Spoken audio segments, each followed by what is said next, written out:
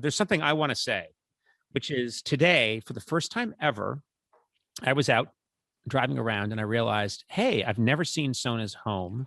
Oh. Sona has a home that she purchased just before COVID. Yep. And I've wanted to see it.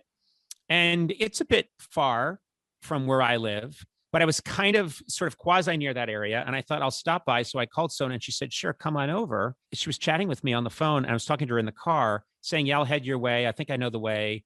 I'm following Google Maps. I think I can get there with your address.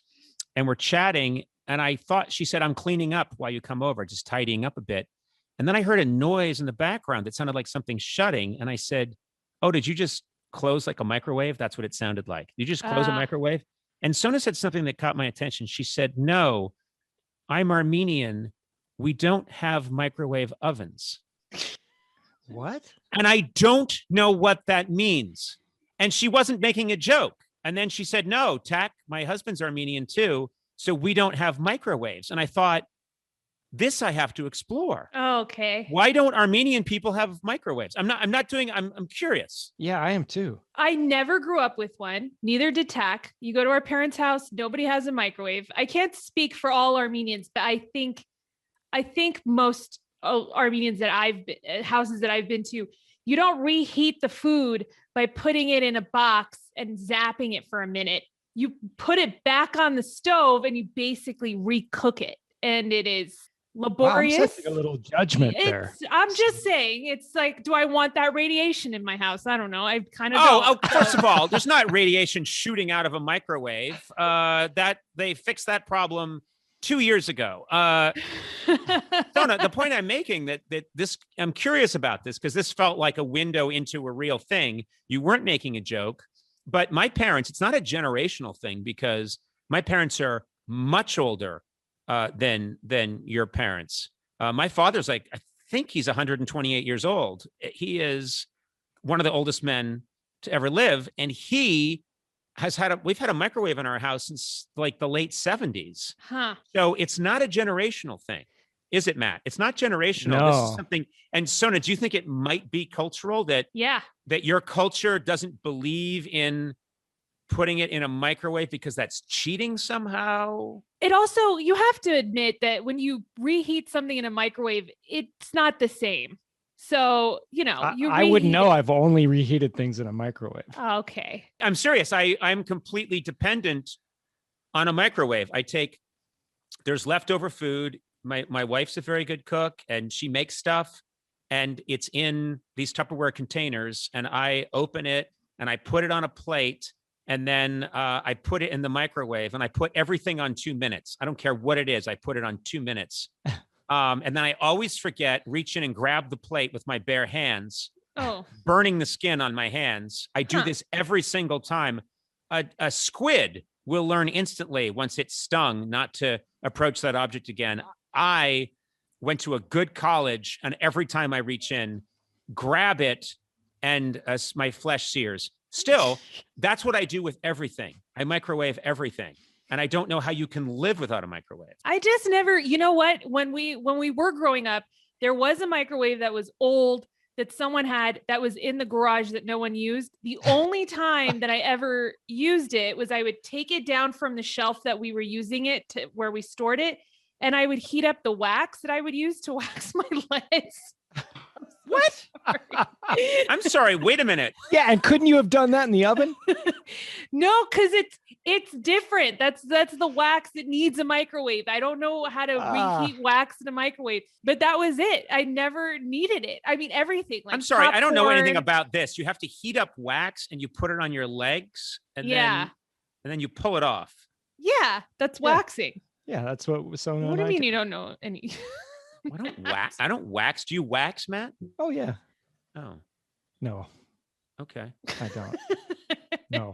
Listen, we got off track a little bit there. Yeah. You mentioned, Sona, that you mentioned something that intrigues me. You said, who needs all that radiation? And do you really think there's a lot of radiation coming out of a microwave? There's so much around us just in general that I'm kind of like, do I need something else? Not really. And I'm telling you right now, I've never lived with a microwave. Tack has never lived with a Can I ask microwave. you a question? Yeah. Can I ask you a question? Does this have anything to do with the fact that your husband, and this is a true story, went to a summer camp that was near Chernobyl? Okay. Seriously. So Tack grew up in the Soviet Union, which he was there until he was 11. He had absolutely no involvement in Chernobyl. No one's blaming. And I've told Wait a minute, you this Sona. a No one's. million times. I'm not blaming Tack for Chernobyl, but you told me that he went to a summer camp that was No. near Chernobyl. Also, No. the way you responded and said that he had nothing to do with it now, he didn't blame you. Makes me think, did he have something to do with Chernobyl? No, as he wasn't anywhere in the Ukraine when Chernobyl happened. That and I just think seems like you're you- protesting too much. No, it's just Conan's like, oh, Ukraine, Soviet Union. Oh, No, Armenia, that is Soviet not Union. me. No, Tack no. was right there on the bridge watching the plant, just implode. I watched the HBO movie, which is very moving. And there's a scene where there's a young boy, and they say, "Tack, get out of here." And he says, "Someday I marry Sona." He says that. He says, "Someday I marry Sona."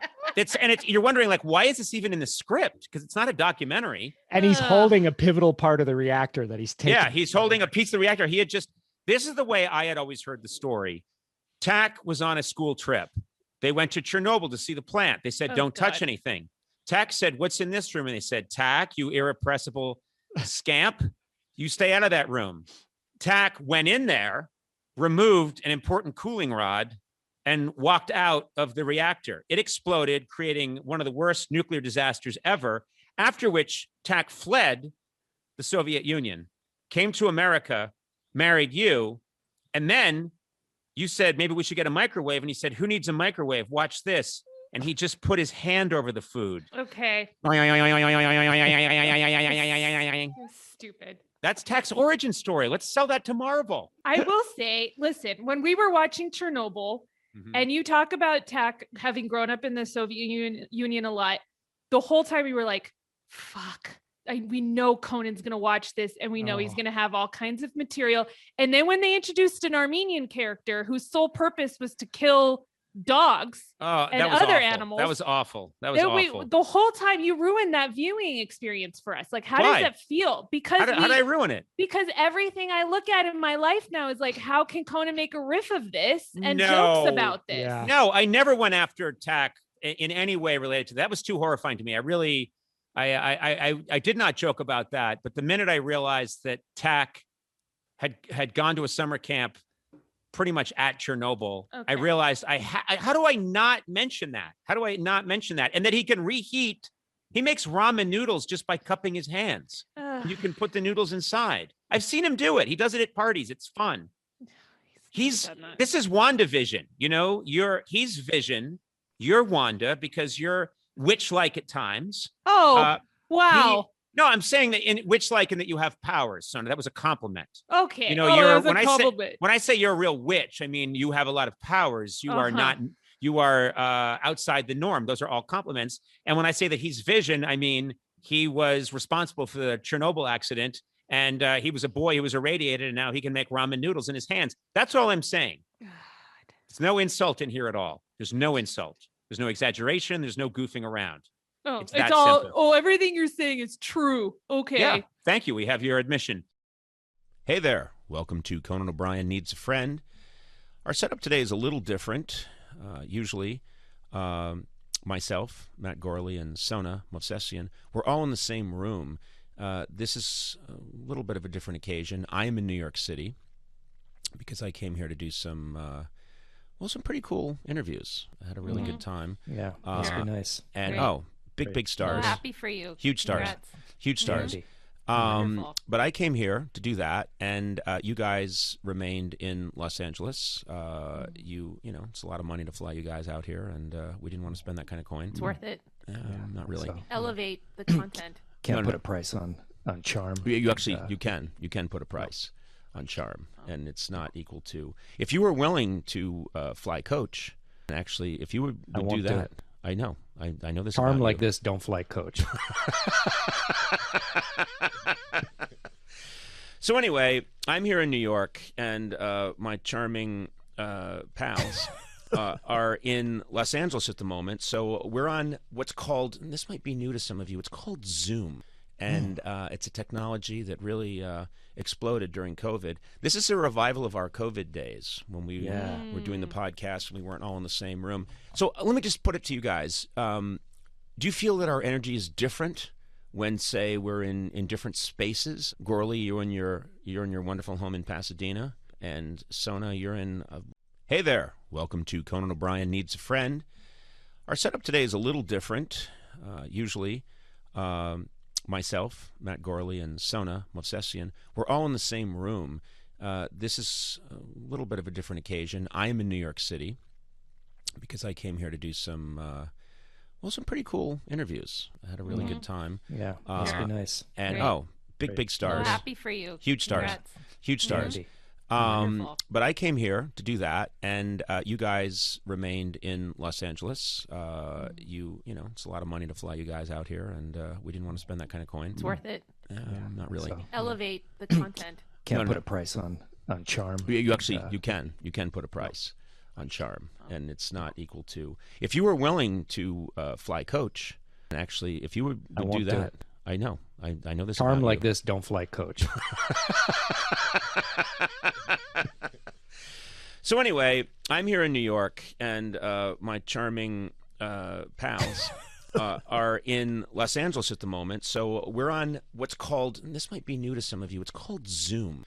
And it's a technology that really exploded during COVID. This is a revival of our COVID days when we were doing the podcast and we weren't all in the same room. So let me just put it to you guys. Do you feel that our energy is different when, say, we're in different spaces? Gourley, you're in your wonderful home in Pasadena, and Sona, you're in a land called Altadena. It's just north of Pasadena. Doesn't show it. Yeah. Never seen it on a map. Anyway, it's like those old maps from the 16th century where they just show dragons and stuff. Do you look at maps often? You just look at maps and see if you can find the cities people live in? Yes, I do. And when you said I live in Altadena, I couldn't find it on a map. And then I asked an old man, and he said, "Don't go that way. Death and doom await you. Sea creatures." No, it's a lovely place, and I'm just kidding around. But anyway, we're in different zones right now. I can say I feel safer having you at a distance, but the magic isn't as clicky. I hate this. Why do you hate it? I hate this a lot. I like you being I like you being confined to this small box. That's stupid. No, hey, come on. I'm turning your volume down right now. It's fantastic. I'm here and I'm only thinking about are my boys napping? And then when I'm in the studio, I don't think about that. Sounds like a euphemism. Because I'll tell you My right boys now, are napping. yeah, my boys are taking a little snooze. Oh, boy. Wait, what? Euphemism for what though? What does that mean? Testicles. My testicles are asleep. Oh, you call your testicles your boys? I say, hey, And they've been asleep for years. Yeah, they've been. Trust me, my testicles went soundly asleep. I think it was 1989. They passed out. They're having a good long sleepy weepy. Sometimes I'm at a loud party and I'm like, guys, keep it down. My boys are sleeping. I say that all the time. Hey, Sona, think of all the amazing things in life that are expressions of just you. Yeah. I mean, like the chocolate that you had on your face when you came in because you just ate that. What was it you were eating? I was eating a giant cookie. Giant cookie. Yeah. And that's so Sona. Okay. Or that song you stream over and over again. That's just so you. What's that song for you? Twinkle, twinkle, little star. Yeah. But it's for my boys, not I know. me. Still, it's nice. Okay. Or, that podcast, that comedy podcast you just got to listen to. Yeah, Conan O'Brien Needs a Friend. Exactly. Is that what you listen to in your spare time? Yeah. I love it. Everything that makes you makes all the difference. State Farm believes insurance should work the same way. Your plan, your coverage selections can be personalized by you and only you.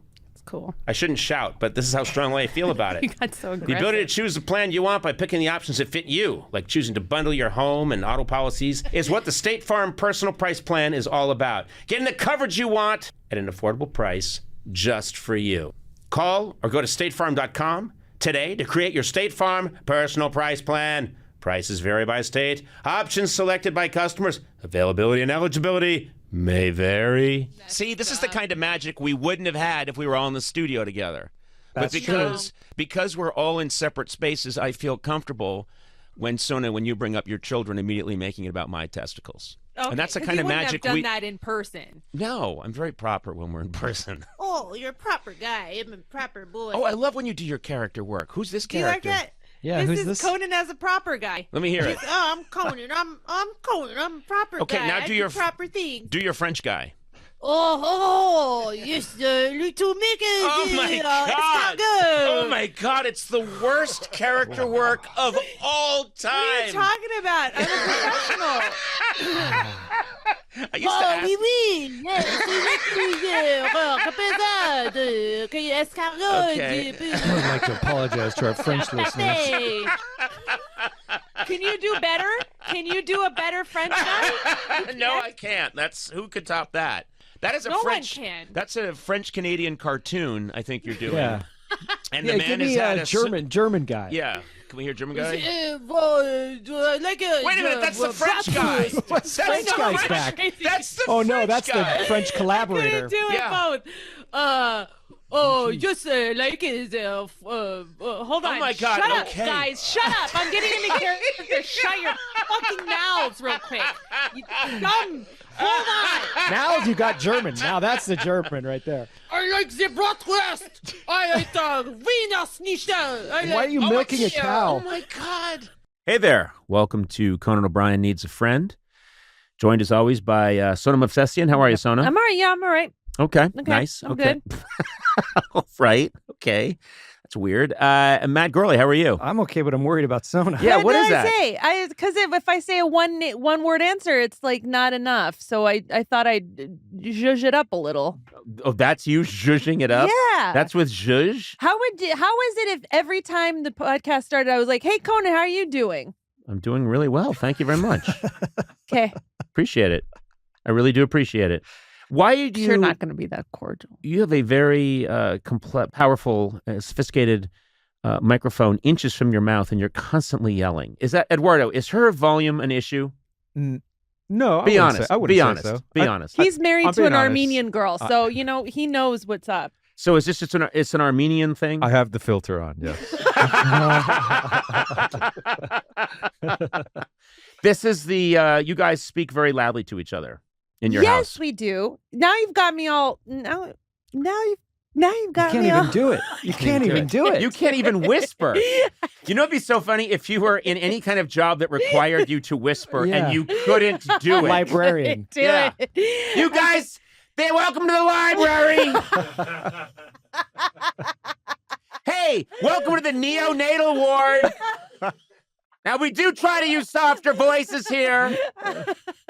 I'm telling people to be quiet, and I can't do it. You can't do it. Oh, okay. I'm also leaning into the mic. I don't need to do that. No, you don't. It Okay. gets you. No, I mean, I'm surprised. Eduardo, I'm always looking over at Eduardo and thinking that small fires are breaking out on his control board. Because, I mean, that is a lot. But you know, you're pretty loud too. In fact, Nope, I've got not at my headphones turned down really low to the point where it's mostly like a mix of the outside sound and then both of you, because you yell a lot too. Okay. The term we like to use, Conan, you're very dynamic. yeah, Okay. dynamic, I think Yeah. I have a great performance energy Hmm. that has been a hallmark of my career. Yeah. And Sona, I have a real performance energy. It's been a hallmark of my career. Yeah. wow, you That's pretty you good. got me pretty good. You did. You got me pretty good. I liked it. No, and you know what? To be fair, that Yeah. was pretty good. Yeah, You yeah. really, you took me down a notch. I'm I didn't- dynamic. I didn't see that coming. I didn't see that character coming. But I mean, when you've put your children to sleep, is it a problem? When you then lean in and go, night night, guys? Is it a problem? You're not asking for reals. No, I'm having fun. Yeah, I know you are. Yeah. No, I'm a loud person. I How come do you from say a loud house. How do you say goodnight to them? She shed potty. Oh, come on. They've What? got to learn. They've got What to do you learn. I want mean? them to be able to get jobs in America. They're gonna learn good night. Now they're gonna be bilingual. Oh, it's cool When to you be gonna- bilingual. Every Christmas season, it's the same thing. demands for more podcast episode comes in, and we've got to meet those demands. We got to mail out those podcasts. We got to get them in the mail. Oh, I didn't Well, guess know what? about With that. Stamps.com, all you need is a computer and printer. Then you're ready for that holiday rush. You know what I'm saying? No, I just remember last year when we were stuffing podcasts into envelopes and licking them and putting on the stamps. It was crazy in here. Yeah. No we were more. working Not so with Stamps.com. They even send you a free scale so you have everything you need to get started. Because whenever I go to mail stuff out, I'm like, where's my scale? Well, they got the scale ready there for you. Now, taking care of orders on the go is even easier with the Stamps.com mobile app. If you need a package pickup, you can easily schedule it through your Stamps.com dashboard. And if you sell products online, Stamps.com seamlessly connects with every major marketplace and shopping cart. Get your business ready for the holiday rush. Get started with Stamps.com today. Sign up at Stamps.com/Conan for a special offer that includes a 4-week trial plus free postage and a free digital scale. No long-term commitments or contracts. Just go to Stamps.com/Conan. When are you going to teach them? What's the one you say? He shed putty. Okay, but when are you going to teach them? When are they going to learn good night? They learn good night from shit they watch. The TV they watch. You and let them stuff. watch shit? Yeah, they watch shit. Ooh. Wait, what are they you know watching? What I mean, like they learn English, but we mostly speak to them Armenian, and then they watch TV and stuff. And Right. yeah. So I don't know. what are they watching? Are they watching kids shows, or do you have them watching? What are they watching? They watch like their favorite movies, right? My Neighbor Totoro and The Fantastic Mr. Fox and Ratatouille and Nemo are like what's up in our house. That's pretty what's good. happening. That's That's pretty good good. Yeah, stuff. I'm trying to get them into the Iron Giant, but they're Oh. just like scared of the robot. I'm like, come on, grow a pair. Who tells their little boys to grow a pair? First of all, they need to grow 2 pair.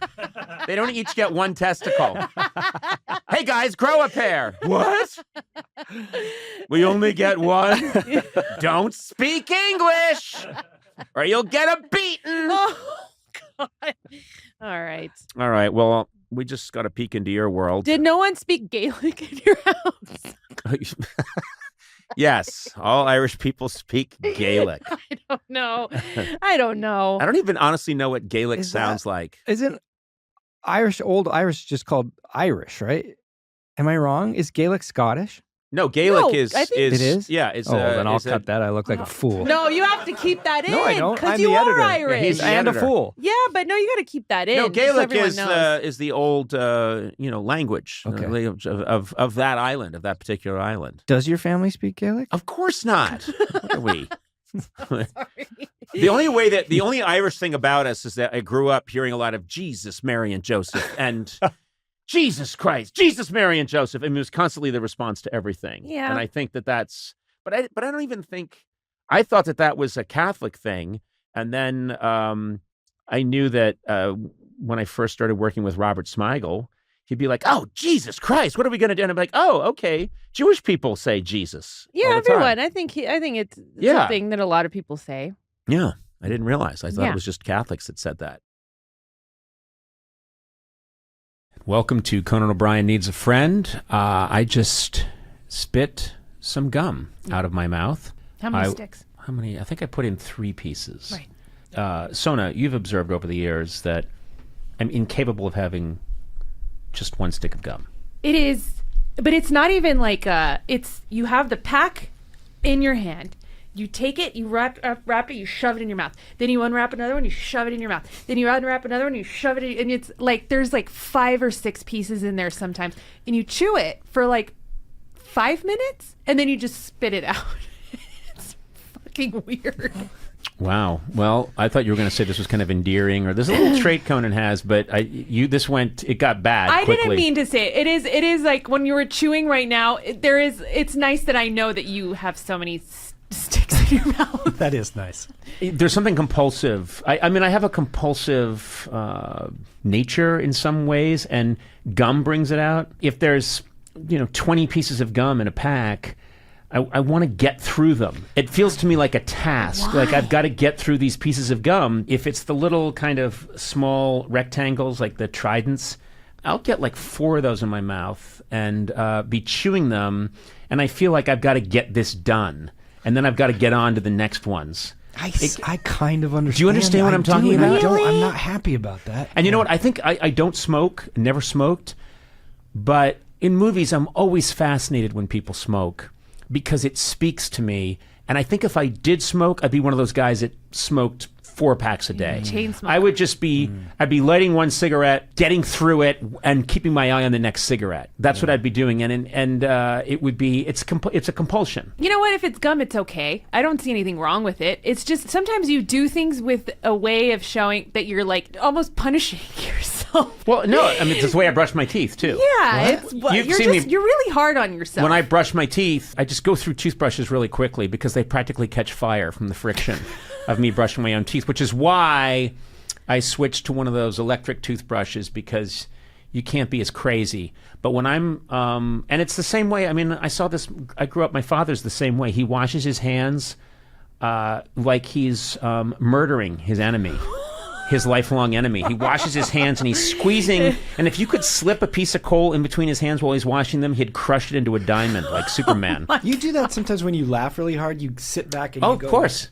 Yeah, I'm compressing. And I used to think, what is that? People would say, are you nervous or something? And I go, no, it's extremes. If I'm extremely happy sometimes or pleased, I squeeze my hands together like I don't know. I don't know what it is. Oh. This is making me sad for myself. No, don't be sad. It's not like you could be using it in very negative ways, and you're not. Just because you brush your teeth too hard or you chew a lot of gum, there could be a lot worse. Have you seen me wash my face when I used to take the makeup off after the show? I've seen you put makeup on. Like if we were on the road or something, and you had to put some makeup on just to like even out your face, you were. It's almost like I want to get this done so I can go on to the next thing. You know what it is? It's all get this done so I can get to the grave. Oh, there it is. It really is. Yes. I'm swear to God, it's all this attitude of I've got to just get this done. Yay, let's get this birthday party over with so I can get to my grave. There's a grave waiting for me, and I got to get to it. And so, yes, there's an angry haste, and I've tried so hard. I've tried meditation. I've tried all these things, and what is this meditation? I've got to get going. Let's go. If you chew just one piece of gum, what happens? Why can't you just chew one? Tear one in half and just chew a half a piece of gum. Okay, I'm going to just get this is a Trident, original flavor. I don't know what that means. Oh, with gravy. I love how it just says, it's original flavor, Trident, 14 sticks, sugar-free gum, with xylitol. Oh. I love how they can just say that, and I'm okay with it. Yeah. That could be a terrible chemical. It could be. Putting it forward like it's a good thing. That could be a disclaimer now with asbestos. for all we know. No, it's Trident, and they don't do ads with us or anything. But they do now. And they got it for free. After I've mocked xylitol? No, it's a good gum, and it's a gum that I rely on. Okay, so what do you want me to do? This is a very just small. Take a half. This a piece. feels like it's about an inch. Yeah.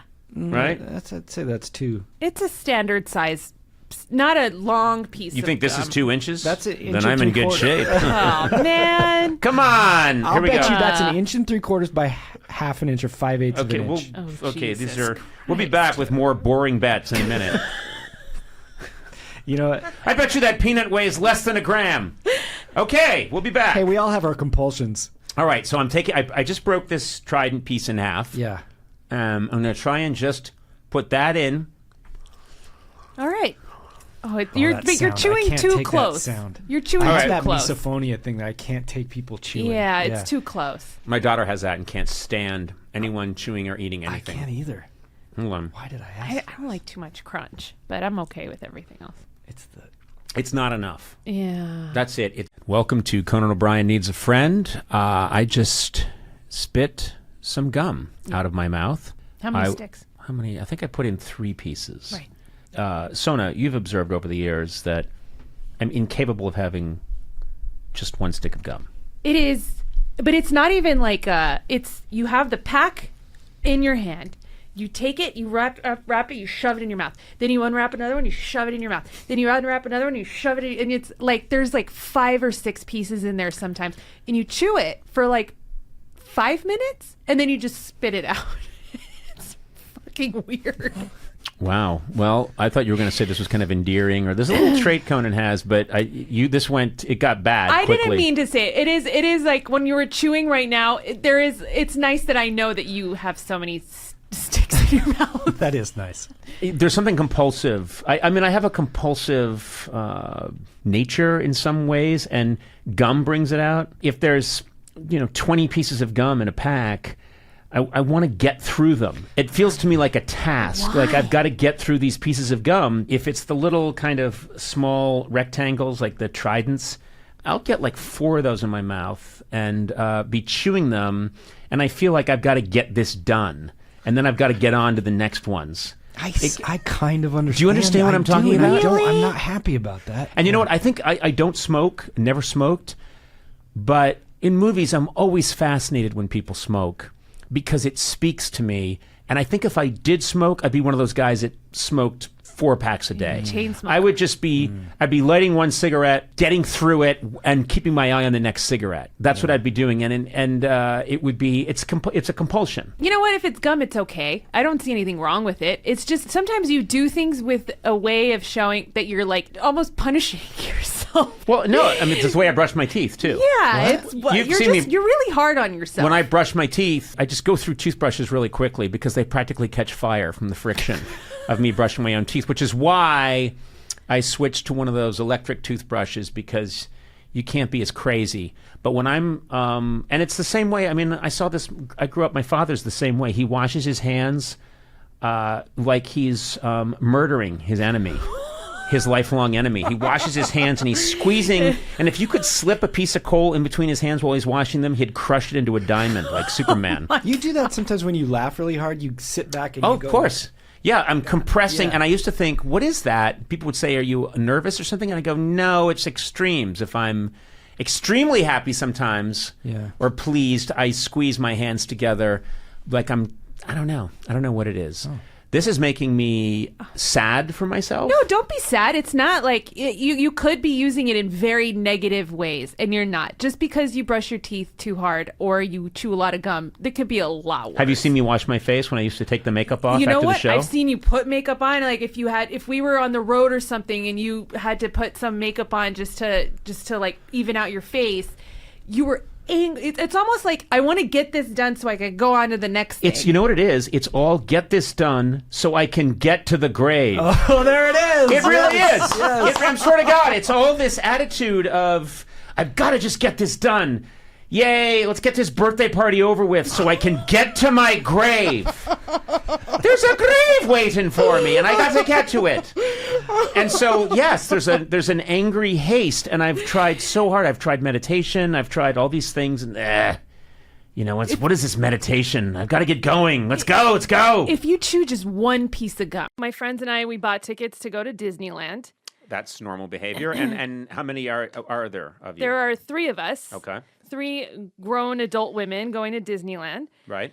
And, it's California, so I just assume you can take marijuana everywhere. Wait. I know that marijuana is legal now, but that doesn't, why would you assume you could take it to Disneyland? I just thought, it's cool. It's a like famously, and this is not any knock against Disneyland, but it's a famously buttoned-down place. They really run a tight ship at Disneyland. You can take a carton of cigarettes. You can drink at California Adventure. So I figured you can also just get high at Disneyland. So wait, okay. So this is what you thought. Now tell the story. So I had a tin of chocolate. Marijuana chocolate, and edibles. Yes, edibles, and I had it in my bag, and I didn't hide it, so it was like this tin that said marijuana chocolate, and then the guy opened it, and he looked at me. You got to tell the story. The guy, you're going through the gate. So I'm going through security, and the guy opens my bag, and it literally just falls out. I'm not even trying to hide it. And it says marijuana chocolate on it. And these are the guys that are kind of dressed like old-timey security guys, like little white captain's hats. Yeah, they're dressed like old steamship captains. Yeah. So he looks at me and he's like, "You can't bring that in." And I look at him and I'm like, "It's California." He's like, "No, you can't bring this in." It's California. California Adventure. Yeah, like a whole new adventure. Yeah, 7 knives fall out. You can't come in here with those. Hey, it's California. These are my California knives. So he's like, "You have to dispose of it." So my friends and I go by the trash can, and we're thinking, we're not going to dispose of this. Let's just put it in a Ziploc bag and put it in our pocket, and we'll walk in. And, we just didn't hide it right. So wait, they told you, you were directed by these old men dressed as steam steamboat captains to go over and throw out Yes. your marijuana. Okay. So we get to the trash can and then we're putting it into a Ziploc bag and 2 other security guards come up to us.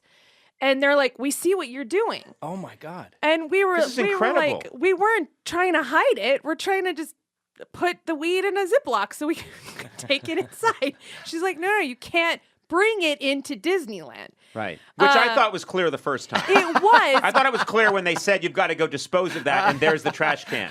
Was that not clear to you? It was, but you know what? Also, the she's guy high. who looked at me like, come on, try to hide it. The guy who first checked my bag. So I was like, oh, this is this is like a secret. Like, obviously he's just saying like, hide it. It's cool.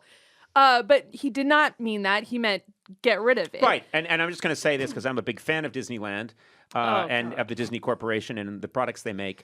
When they say something, I listen. And so Disney, if you're listening, I want you to know I'm listening. And Sona's not. So Sona, what happened? So then the lady comes up to me, the security guard and another security guard, and they're like, "We see what you're doing. You have to dispose of it." So I said, "Okay," and I just threw it away. And she said, "You can't throw it in the trash. Kids will go in there and take it and eat it." What? Yeah. So I said, "I don't know what to do with it." And she said, Speaking as a former Disney trash can. That's That's right. not true. This is insane. Yeah, yes. You were, and this isn't even a joke, ladies and gentlemen, in podcast land. Yeah. Matt Gourley worked at Disneyland and you were dressed up as a... I was not dressed up as a trash can. What were you then? I remotely operated it. Oh, I thought you were dressed up No, as the trash can. no. I thought they Not put that it... it's much better. I thought that your job right before meeting me No, this was that they years ago. Yeah, right, like a year ago. Is that they put a trash can on you and you had to waddle around and go, "I'm a trash can. I eat shit and refuse. And I'm always high. Yeah. So many people have thrown marijuana out inside me. Here comes that Conan lady Oh, that Conan lady's here. again. Oh, no. Oh, this is why I keep failing the LSAT. I want to be a lawyer, but I can't. It's a trash can that dreams of being a lawyer. Yeah. Is actually really brilliant. But because you keep throwing marijuana out in its hatch, he's too high and he can't pass the LSAT. I'm doing This that? is a story I Yeah. just created, and Yeah. guess what? Disney, if you want it, it's yours. Oh my That's a great God. Pixar movie. Yeah. So the security guard comes up to us. She says, "Listen, either you dispose of it or your day ends here. For Mickey's sake, please What? make the right What? Oh, decision." this shit drives me crazy. Yeah. Someone Wait, used to work there. Wait. So she said, "For Mickey's sake." And I said, "Whose sake?" She goes, "Mickey's." And I said, "Mouse?" She said, "No, Rourke. For Mickey Rourke's sake, because look what drugs did to his career." Mickey Rourke. This is what they say every time I go to Disneyland. They're like, "For Mickey Rourke's sake." But this Yeah. happens a lot. Anyway, It go did. ahead. So she's she like- really said for She Mickey. said, "For Mickey's They sake." used to always say, like, have a Disney day. Yeah. The managers and everything. It's gross. It's a cult. Don't say It's that. weird. It's It what is they're weird. supposed to do. No, I'm not talking on I'm the, not going to like- have anyone badmouth. No, that- it's a cult back behind the walls. and Yes, stuff you back could there, yeah. tell. She knew the way she was acting. That's very successful. They make a lot of money, and I'd like to work for them someday. Okay. So Oh my Scientology. All right. So she said, "For Mickey's sake," and I was like, "Mouse," and she goes, "Mickey's sake," and then I said, "Do they make you say that?" And she said, "No, I'm telling you, for Mickey's sake, you need to figure out what to do here." And I literally, for a second, stopped and thought, "Do I want to do Disneyland sober?" And I almost left, but we had paid like $300 for these tickets. So we decided to just get rid of them and we went in, but they missed a few mints that we had in a Ziploc bag. So we still had a really great day. We were high the whole day. It is a wonderful, wonderful night, and we're here and we're together, and that's the important thing. We're together, and actually more important than that, we have some rum. And more important than that we're together is that we get to be apart when this is done. what does that mean? Well, it just, a little goes a long way. My wife always says, "If you don't leave, how can I miss you?" And she says that a lot. My wife says that maybe 8 times a day. Now, I originally pitched that we did 3 episodes of this at night. We spend the night and then we do 3 episodes in the morning. Like we camp here. Oh. I would do that. Really? Yeah. So Sona, you were the holdout? I'm okay. Listen. I think hey we're guys, okay listen. doing it this way. Did you hear that? Yeah. Can you hear that in the background? Those choppers going by, those motorcycles. Oh, yeah. Those are guys that are living fast and free. They don't. And you know what? They're probably listening to old episodes of this podcast right now while they ride their choppers. Yeah. I don't know. I would do that. I would camp out. Yeah? Yeah. Okay. Do you camp? I've never, in all the time I've worked for you, I've never helped you buy a sleeping bag. Well, you don't need to help me buy a sleeping bag. Do you have a tent? How would you help him buy a sleeping bag? Yeah. I would buy it for him. I would say, Sona, I need a sleeping bag. And then she would go and say, do you have the John Tesh? Do you have the Frankenstein? Get me a body bag for Andre the Giant. I mean, that's basically what you're saying. Have you ever pooped in a hole? What are you doing? Don't take it to that No, I'm level. not saying. I'm saying this is part of legit camping is when you dig a hole and then that's where you go into the bathroom and then you dig it back. That is not true. Those of us who are sophisticated campers bring a porcelain toilet with us. Solo Stove makes one of those. Yeah. Well, actually, I don't want to sully their name because I do love the company, Solo Stove. But guess what? If anyone could do it, they could. Yeah. You could warm your bottom as you relieve yourself. No, I am going to tell you that check it out on Amazon. There's incredible inventions out there. They have beautiful toilets, porcelain toilets that weigh hundreds of pounds that you can take camping with you. And then you pull a chain when you're done. Oh, okay. Yeah. You don't strike me as the camping, roughing it type. I don't. Yeah. I did a lot of camping back in the day when I was a young lad. What day? Well, it would be when I was a youngin'. I was sent off to Freedom, New Hampshire, and I hiked all of the White Mountain Range, all the presidentials. And I did a ton of hiking and mountain climbing when I was a kid. Oh. So, yeah, I did. And I was a lean machine back in that day. Then time went on. Time marched on. And I became the sad, sorry figure you know. No. But, no, I would like to camp. I will say that no one in my family is that interested in it. But I have taken my kids camping a bunch of times. I just feel like if we decided to camp here, Gourley and I would be out here in sleeping bags and you'd be inside on a really comfortable bed that you would have brought in. That's not fair. I would be at the Four Seasons Hotel. Oh, look! Paparazzi! Paparazzi! Helicopter. It's a cop! Leave me alone! I'm just a person! Hey, Sona, think of all the amazing things in life that are expressions of just you. Yeah. I mean, like the chocolate that you had on your face when you came in because you just ate that. What was it you were eating? I was eating a giant cookie. Giant cookie. Yeah. And that's so Sona.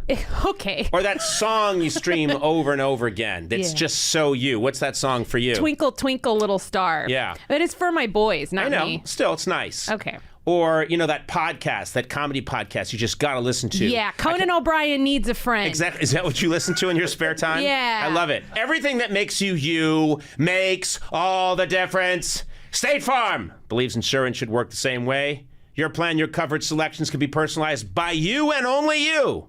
Cool. I shouldn't shout, but this is how strongly I feel about it. You got so aggressive. The ability to choose the plan you want by picking the options that fit you, like choosing to bundle your home and auto policies, is what the State Farm Personal Price Plan is all about. Getting the coverage you want at an affordable price just for you.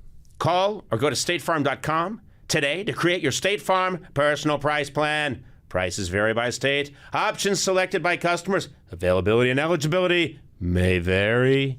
You know what the problem is? They always think I'm Prince Harry. They see a really, they always see a really good-looking ginger. Certainly not. Shut up. Well, and then they're like, there's Prince Harry. And it's like, please, leave me alone. I'm a person. Yeah. I know I've given a lot to this country with my comedy and my stylings, my rap, but... Your rap? But anyway... I'm sorry for the occasional chopper, but that's just what comes with the territory. Yeah. We're outside where the paps can get a good look at. Yeah, al fresco. This is living. Yeah, this is really nice. Yeah. I'm just gonna take another sip. Who needs a little topper off? Anybody? I might need her a little bit more Okay. Well, So first of all, you just failed. You just failed a sobriety test. 3 minutes into. I feel perfectly fine. I know you look So terrific. I You know. look I great. feel perfectly and I believe fine. you gendered your drink. It's a her. I like that. It's like a ship. Do you want some more, boss? I'm looking at the ice, and it's Sam Elliott, and his face is melting. Yeah, you can put some more in there. Okay. No, I would very much like to go. I like to sleep in a tent. I really do. I enjoy that life, and I've loved the times that I've gone camping with my kids. Okay. So I think you're wrong on all counts. Okay.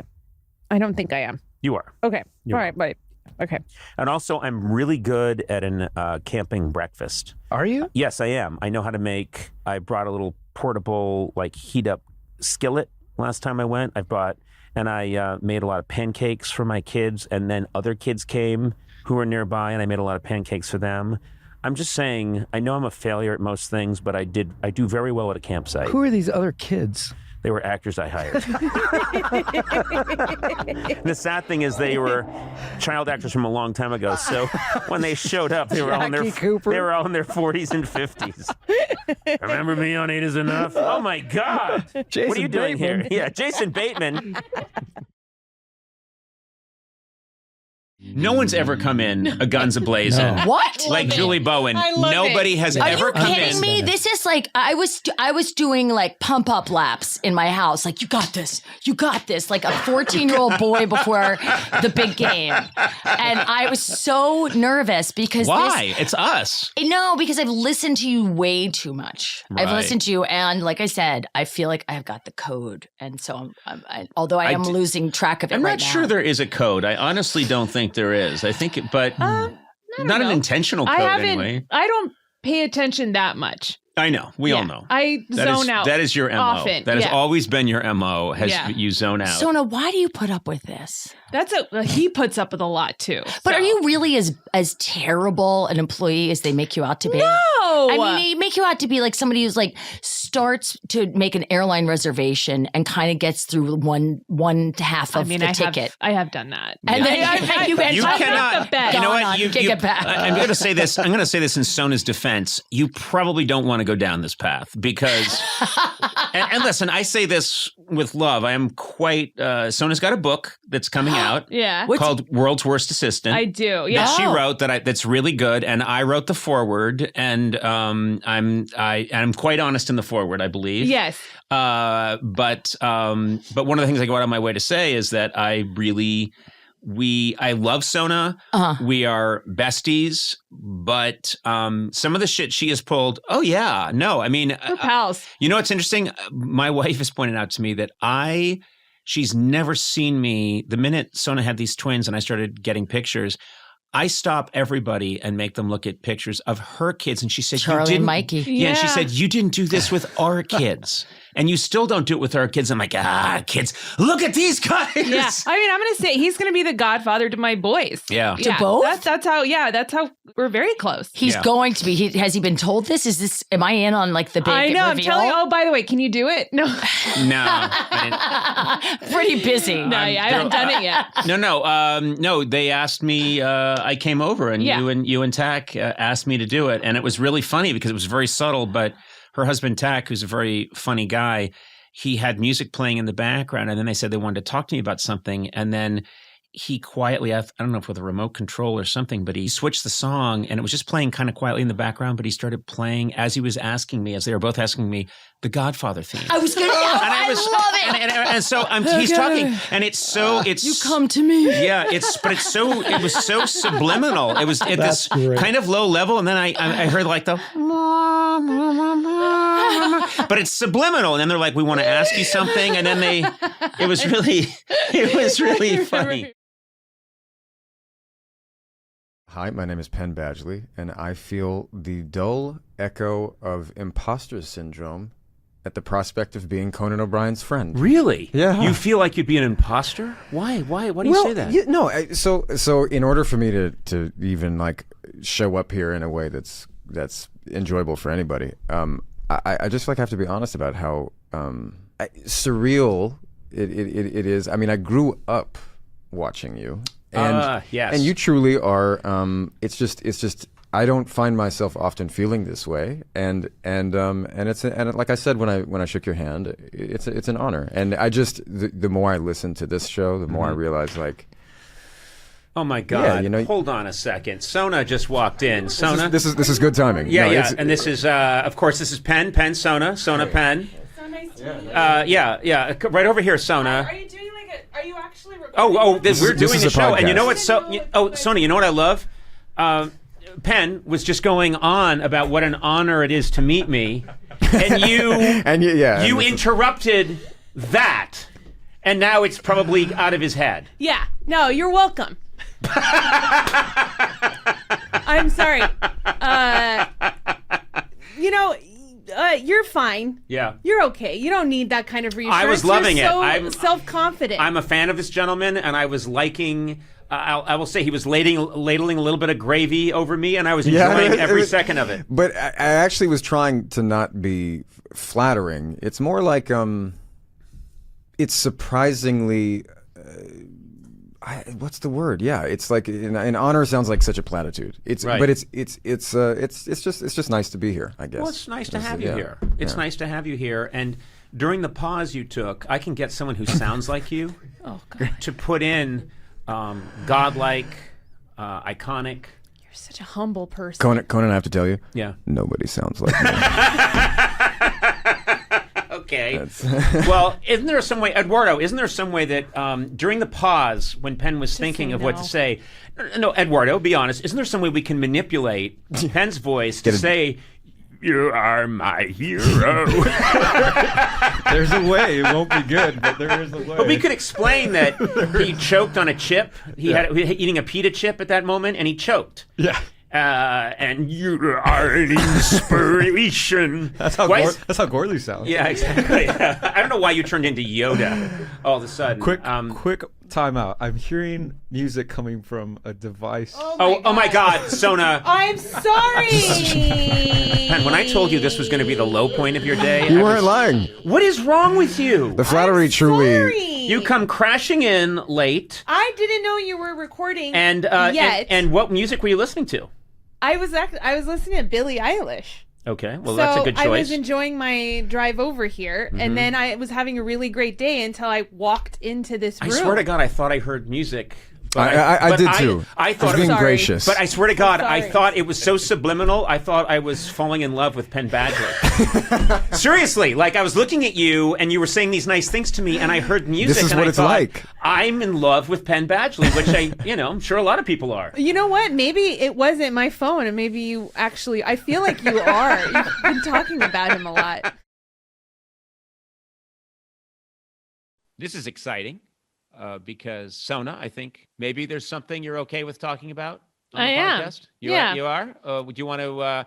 All of America is listening, and by that I literally mean we're a very successful podcast. Okay. So in my mind, everyone in America is listening. Why don't you tell us what you have to say? I'm pregnant. Yeah! Hey! Congratulations! Yay! Thank you very much. That is so exciting. I know. Thank you. I've known for a while, but of course, yes. And I was proud of myself because you can't tell people. And you know what I love? I'm making this about me instantly. You were. You know what though? You were. I think the first person besides me and Tack to know. Yeah. Because I came to your house to help you with something, and you offered me wine. And I said, no, I'm not drinking. And you're like, are you pregnant?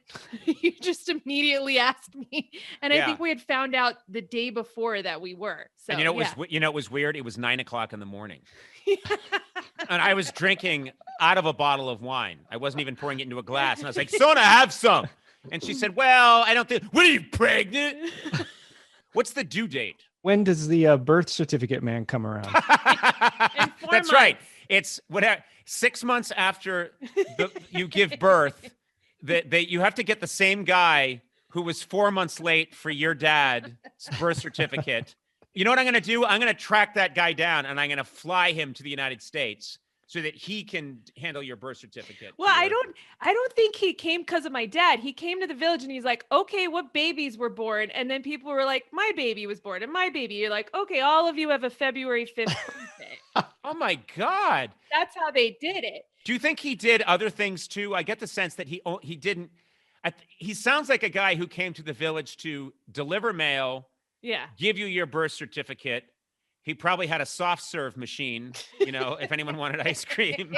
He sounds like a guy who did a bunch of things. Well, we are also we're having twins. Oh my God. I know. Oh, I know. As a tear rolls down. That's 4 birth certificates.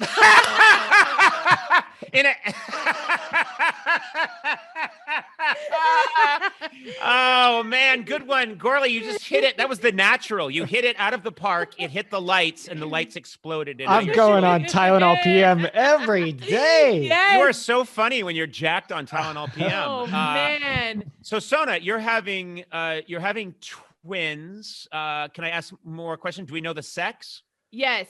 They're both boys. Oh my God. So Oh my God. yeah. This so is my so great. it's a lot all at once. I So know. we'll never talk to you again in a couple of months. No, I don't think so. I don't think you will. I'm due mid-July, but they'll probably come early because twins come early. And yeah, you know, we spend a lot of our time just kind of sitting here in silence, just being like, what did we do? And Tak keeps asking if he has time to do his karate, which he does. Yes. Well, guess what? Let me explain something to you, Sona. There's called a hierarchy of needs. Yeah, priority number and one. Priorities. And so what's going to happen is Tak's karate, and I promise you this, is going to go away. I hope he has a sensei that's going like, change diaper, and he teaches him wax the fence, but it's baby stuff. Yeah. Yeah. It's funny if his karate style is all based like the way Mr. Miyagi's was on, wax off. It's all based on changing 2 diapers at once with each hand. And that becomes like the most impossible, fantastic defense attack in karate. Oh my God. This is insane. I'm so happy for you. Thank you. And for Tak. Yeah, I know. It's very exciting. We wanted it for a while, so this is exciting. It's a lot. I'm thrilled Are for you guys. Wow. And of course, I knew about this, and then you showed me a video of your mom and your dad being told, and you did a really cute thing. You had your nieces tell her. Yeah. And they're really young. I couldn't believe that they kept the secret. Yeah, they're 7 and 5. And they were bursting to tell them. And you know, my mom has two granddaughters, so she so badly wanted a boy. And then we told them we were having twins, and then we were like, okay, guess the gender. And my mom was just like, boy. Like she didn't care. She willed it into happening. And she also, Didn't I'm care going to what the back other Sona one. up. I've seen the video. Your mother does it with no joy. She's like really happy that you're having the baby. She's really happy. And then you say it's twins. And she's like, oh my God. And she's crying and she sits down and she can't stand up. And then you just say, guess the gender. And she just leans forward and she goes, boy. Like that's, I'm not asking, I'm telling you. Yes. It is boy. I don't care what the other one is, as long as one is a boy. Who cares? Oh man. Yeah. And then you know, my grandpa's 98 and he was in the video and he's just eating and he has no idea what's going on. He just knows everyone's like chaotic. That is incredible. Yeah. That's wonderful. That made my day. Oh. Yeah, isn't that fantastic? And it's very exciting. You know, I remember, just to give everyone a sense of your mom, do you remember the first thing your mom said to me when I met her, which is now 11 years ago? Yeah. When your mom came to the set of what was then The Tonight Show, and we hadn't even started The Tonight Show yet, and you brought your mother up to say hello to me? Yeah. And you were a new employee, and what did she say? She said, "You rock the USA." Oh, that's right. Yeah. She said, "You rock the US." I said, "Oh, hi, how are you, Mrs. Movsesian?" And she went, "Conan, you rock the USA." And I was like, "Well, no, I don't. But I never have, and I never will. But that's a very sweet thing for her to have said." She doesn't like it when I call you a dick on TV. That's No, something she brings up all the time. She doesn't like that you disrespect me. Yes, she hates it. How does she like that you're regularly doing a segment called Big Dick History? Oh, fine. She does not listen to the podcast. Good. Oh That's- my God. I think she'd be horrified. Oh man. Well, this is exciting. This is really exciting. So I'm just Yeah. I check with you beforehand because I know I come across as an insensitive brute, but I do want to make sure that I'm not revealing or making you say anything about your life that you don't want to. But this is you were cool with talking about this. It's really exciting. Yeah, I mean, TAC doesn't like when we like post things on Instagram, so we're not going to have like a photo shoot and post anything. So this is pretty much my only way of like telling people I forgot to tell. So it's like killing two birds with one stone, I guess. Oh, good. Well, so we found a use for this podcast.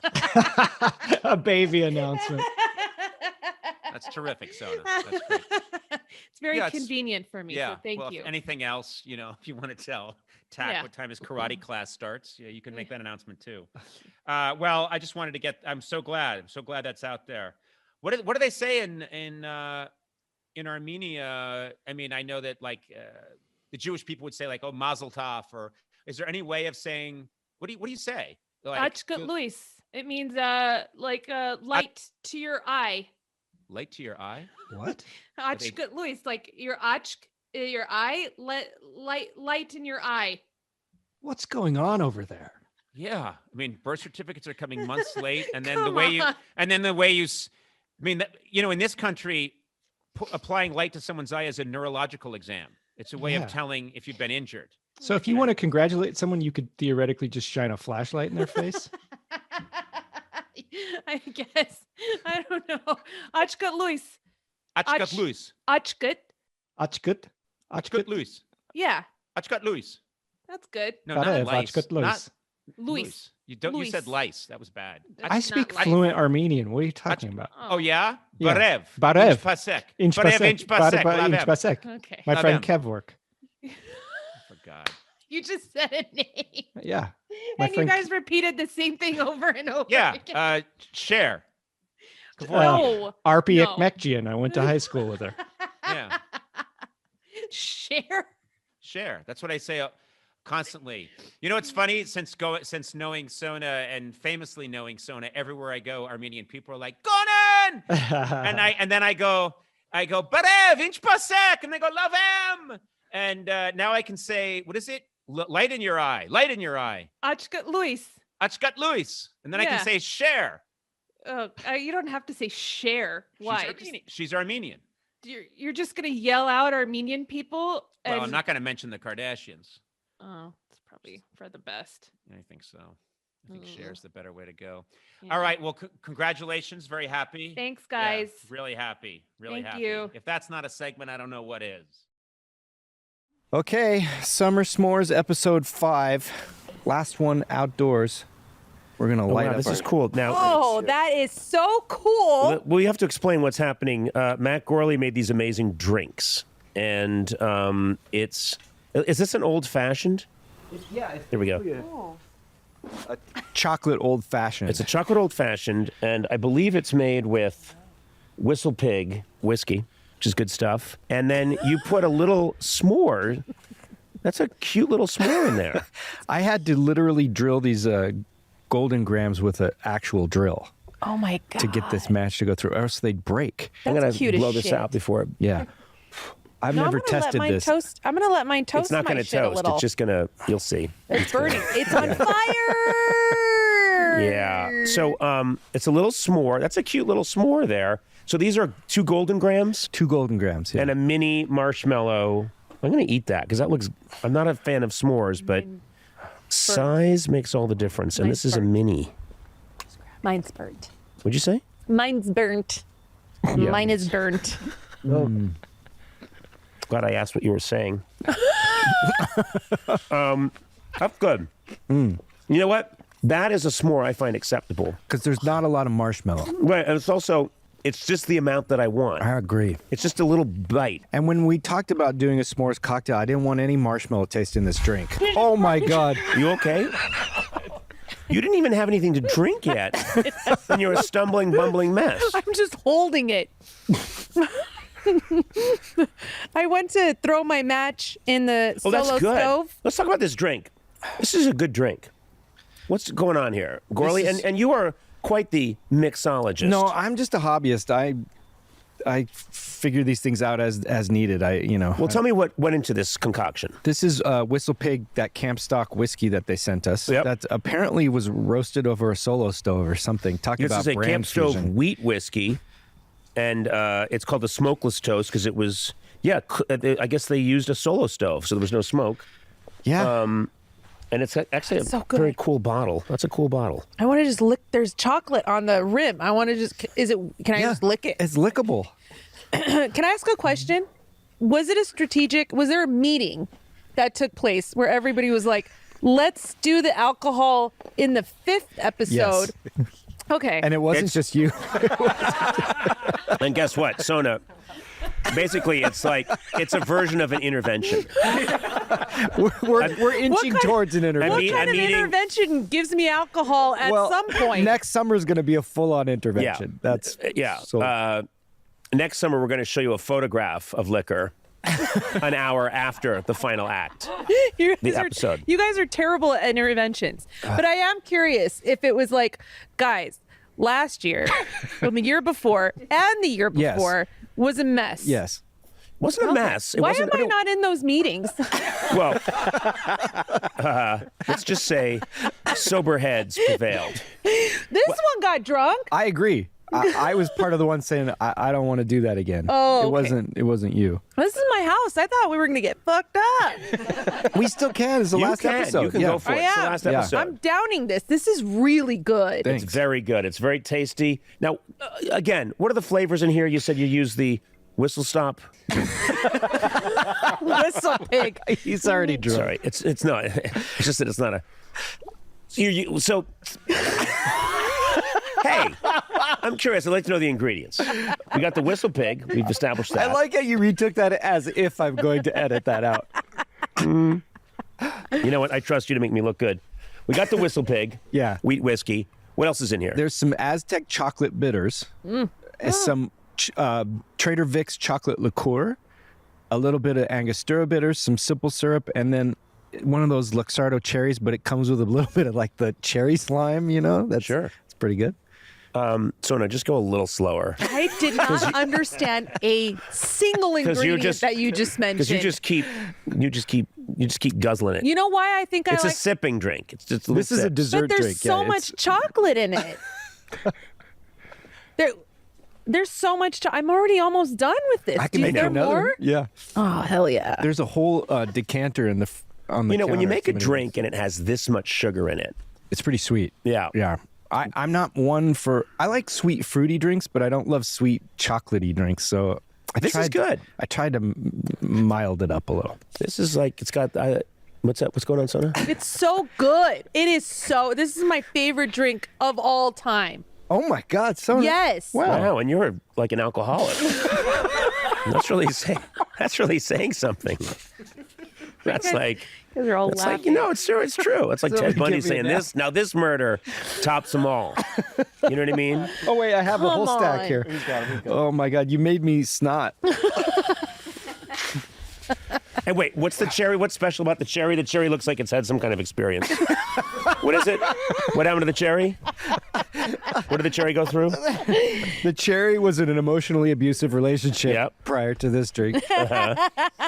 And then lost a bunch of money at the track. Good. It's just a Luxardo cocktail cherry. I don't know what that means. It's just these kind of cherries that they make that come in this really thick cherry syrup. So when you put one in, it kind of, the syrup goes. Here's my question, Matt. How do you even know this stuff? Do you look it up online? I drink a lot. But when you said, it's just a Luxardo Gom cherry, that's all it is. I don't even know where you would get that. At Total Wine and Spirits, any kind of like Bevmo or something. Okay. Bevmo. Right. You want some more? Yeah, fill me up. Hell yeah. Give me some more of that. I don't know. Jeez. Okay. Hey, we had this crazy idea. Yeah. And I didn't know whether we should bring it up. but Key party. Ew. Everyone get your keys in the. Huh? It's only going to be your keys in the bowl. Yeah, I'm gonna put my keys in the bowl, and then put on a blindfold and reach in, and you're gonna see me not know that it's my keys, and I'm gonna pull them out and go, woo!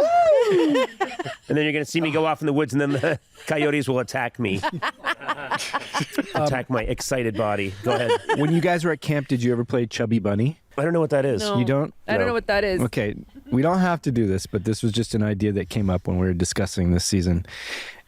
What happens is everybody takes a marshmallow, you put it in your mouth, and you say the words Chubby Bunny.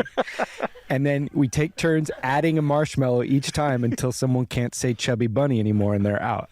All right. Okay? Can we eat the marshmallow? You have to keep it in your mouth. All right. This is the game Marlon Brando was playing when he secured the role for The Godfather. Can I keep drinking? Yeah. Will it dissolve the Oh, no, you can't drink. No. You can't drink. Mm. All right. So Sona's out. Chubby So bunny. you can't swallow it, you can't chew it, you have to keep it in your right. mouth. Let me just hold on. Let's all guzzle let up. me stock up. Ever heard of You've this? never heard of this? No. God, you grew up in a strange way. I did. Yeah. You...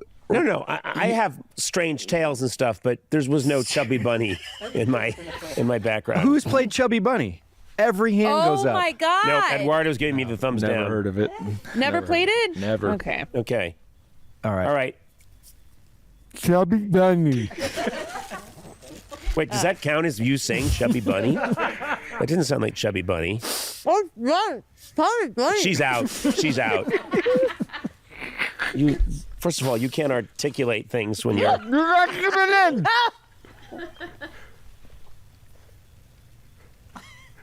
Chubby Bunny. You should go in snake order. Yeah, snake order. Yeah.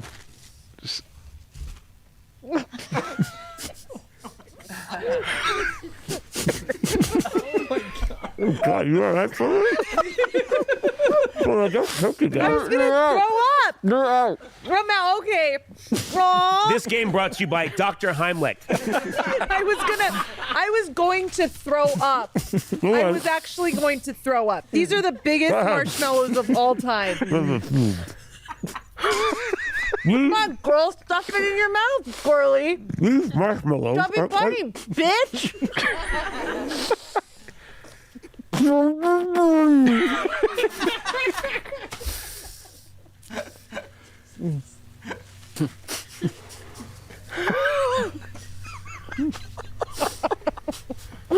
Chubby Bunny.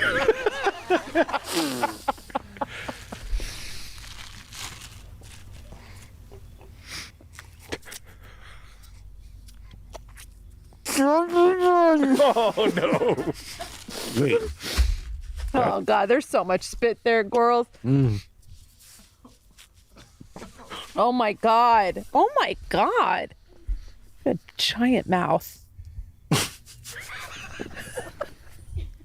Chubby Bunny. So stupid. This is so dumb.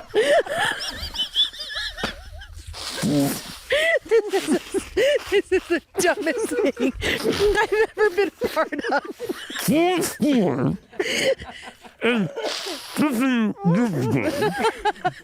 just love that you can't talk. What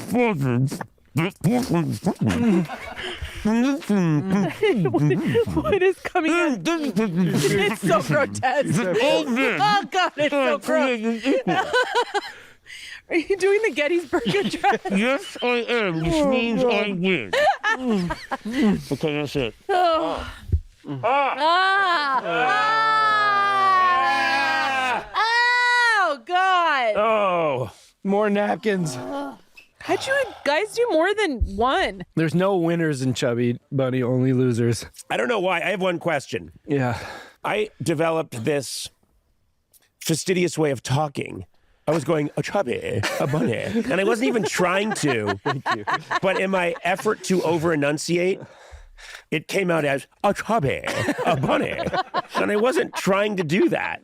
It's just what happened. Could you tell it was the Gettysburg Address? Yeah, I could. Oh yeah, definitely. Yeah. Oh, good. Well, there you go. Also, if there's anything you're reciting, it's usually the Gettysburg Address. That's true. No. God. I can do, there's so many things I recite. Listen, that was, so that's a game that you played in camp? Yeah. Okay. Did you guys tell stories, like ghost stories? Yeah. But I never went to camp. Oh, for God's sake. What? So wait, where did How did you play? Yeah, when you just said, did you ever play this in camp? What were you basing it on? Well, You're a sad little boy. I was a sad little boy. It's a true story. How come you didn't go to camp? I think it was never offered to me. Okay. Wait, what? Your parents were never like, we want to send you away? No, I think probably I bet they knew that like this kid's not going to make it through camp. Oh, You know? like you'd miss your family too Yeah, much? because here's why. Because Well, I think when the others would set on him. I think like you're right. Lord of the Flies. When I was an adult in my 20s, I went to teach at an improv theater camp, and I called home the first day going, I want to come home. When you were in your 20s? Matt, you were in your 20s? I get so homesick. It's Wait, ridiculous. You called home. I called my girlfriend at the time going like, I wanted to come. I don't know. I don't take to camp. Oh. Yeah. Okay. And this was in your 20s, and it wasn't even camp. It was an improv class. Probably in an urban setting. It was prison. Yeah.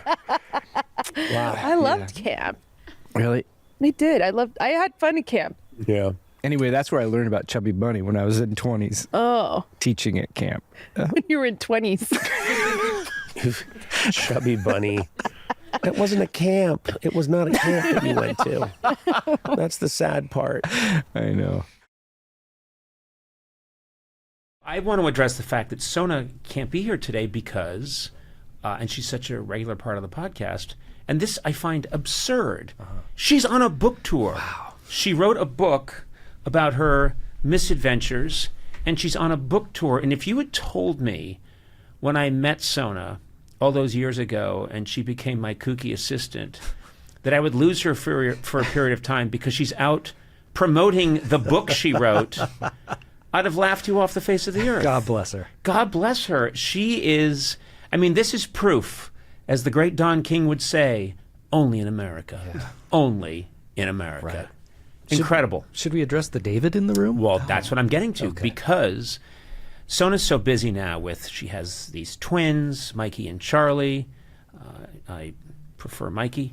I have beef. I have major beef with Charlie. Yeah. But because, and she has a book, and I think she's starting a chain of restaurants. Stop off at Goofballs. Order your food and watch it not show up. Oh. I'm sorry. Worst restaurant. But because she can't be here and she's so busy, I have an assistant who took over for Sona. I'm hoping a temporary arrangement. No. Sorry, but we love him. Well, we'll get to that, David. Okay. I'm not firing you here. I'm just letting you know that it's imminent. Fired me so many times. I know. So David Hopping took over. David Hopping was Sona's assistant because she didn't want to do anything, and now David's pretty much my full-time assistant until Sona's done promoting her other schemes. So isn't it crazy? Sona has a book. She has a out there. book. Yeah. It's really good. It is very... I've read it It's too. basically a So how-to for me taking over. Yeah. For her. And did you ever think, and ultimately the way this should end is you write a book and go on a tour. And then Yes. do I get my own assistant? Yes. Yes. Yes. This is Okay. what I'm trying to tell you. This is those Russian dolls, a doll within a doll within a doll within a doll. You now read Sona's book, Okay. learn how to totally screw me over and not Great. do your job. Then you write a book about that. Then you take off. Then we hire someone who will fill in for you. Should we have Maddie do it? Yeah. Maddie Ogden? Oh, I thought Okay. you meant me. Oh, Maddie. No. No. Maddie, who works Maddie, here at the who's out- yeah. podcast. Yes. She's a very fashionable young Very woman. fashionable. She's always wearing different cool outfits. And she's crucial to the running of the podcast. She is. Yeah. So, okay, she'll take over then. Wow, you've got this all worked out. Yeah, it's a big plan I've had for a while. I would like to point out quickly that you have your own podcast. I do. And what's it called again? It's called Back to the Best. Okay, Back to the Best. And it's about? It's about like 90s, early 2000s nostalgia. Okay. Our Instagram is at BTTB Podcast if you want to follow us. What is knock it off. You asked him. This is the one. No, I didn't ask him. I didn't ask him for their... Our website is bttbpodcast.com. Nice. Oh my God. Okay. Everyone's got their own scheme. Yeah. Also, he sells watches out of the trunk of his car. Yeah. I'll give you a discount. Yeah. Okay. They're all really good, high quality digital watches from the late 80s. Yeah. Wow. Yeah. I just like to plug my Tupperware business. I throw Tupperware parties. Okay. I would like to plug something I'm doing at some point. Oh, wait, I'm not doing anything. How about this? I just remembered. I'm happy for Sona that she's hit the big time. And she had an event last night, I think in Seattle at a bookstore, and apparently tons of people showed up. It looks so full, yeah. That's so great. It was packed, yeah. I was probably always the hope. Maybe Conan will be there and people show up. I don't know. And I think that's, probably a lot of the appeal of the book. Who can say? I'm excited for it. I really am. Haven't seen the print copy because your name is just redacted. There's a black mark in the entire book. What I love about her book is that there's so much about it that's real. It is real.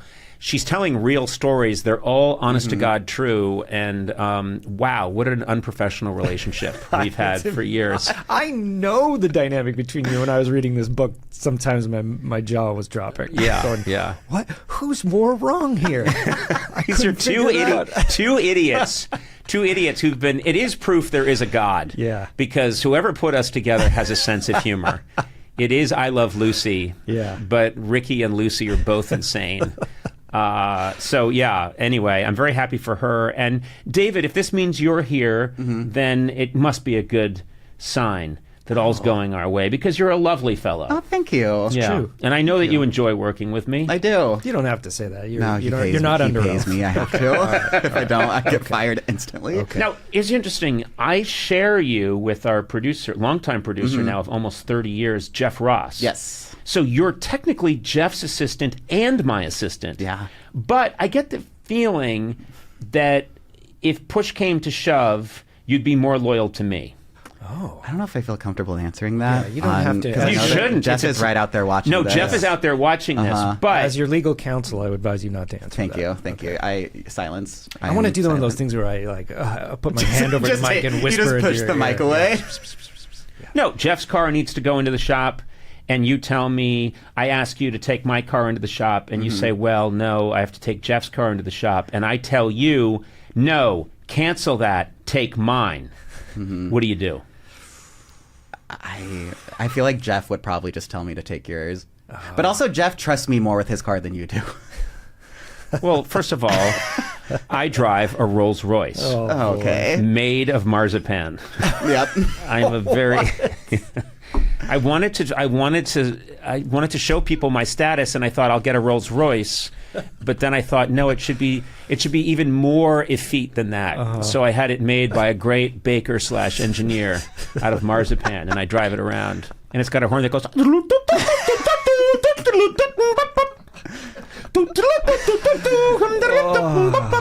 God! It just keeps going. Can you push his mic away? Yeah.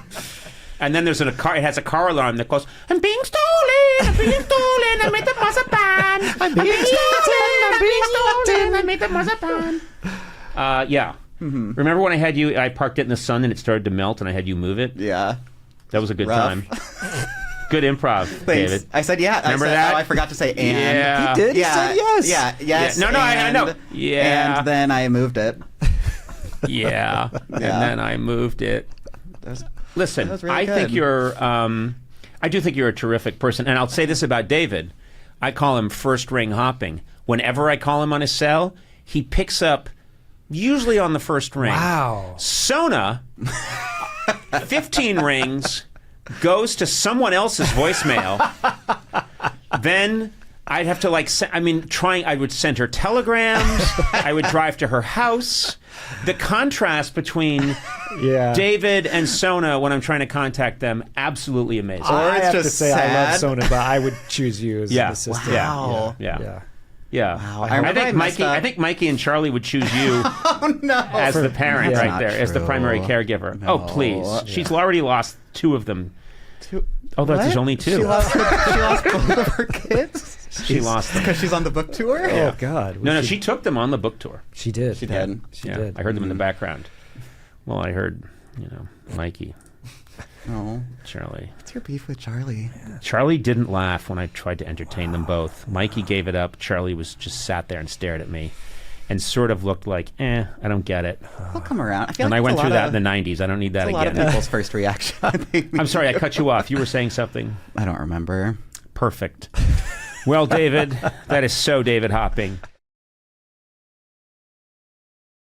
Listen, we got to settle something. Yeah. A couple episodes ago, you really lit into us for drinking drinks with ice in them during Yes. an interview. Yes, I did. Refreshing Yes, drinks. I did. Yeah, and you said you would buy us straws. Mm-hmm. You never did. Well, first of all, I'm a busy man, as Okay, you know. that's fine. Straws are very hard to find. Well, I've got some here. Oh, I do want to help the environment, so we don't want to have disposable straws. What'd you get? These are just, multi-use metallic straws, and they're a little warm because they're in my pocket, but don't worry. Wow. God. You sure know how to excite a fella. And, oh, I'm sorry I called you pervy. Hey, anyone want a straw that's in my pocket? Drink from the straw in my pocket. Yeah. Drink from the straw that's been warmed by my groin region.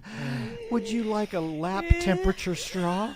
Can we bring David in? David has gotten us some of the very same icy drinks that we were good. drinking last time. Oh, hi. Here's David Hopping, who is the very, very good assistant who's been filling in. Okay, you don't have to For just, Sona, stress since out. when Sona- very, very good. He just, I call him David picks up on the first ring hopping. Okay.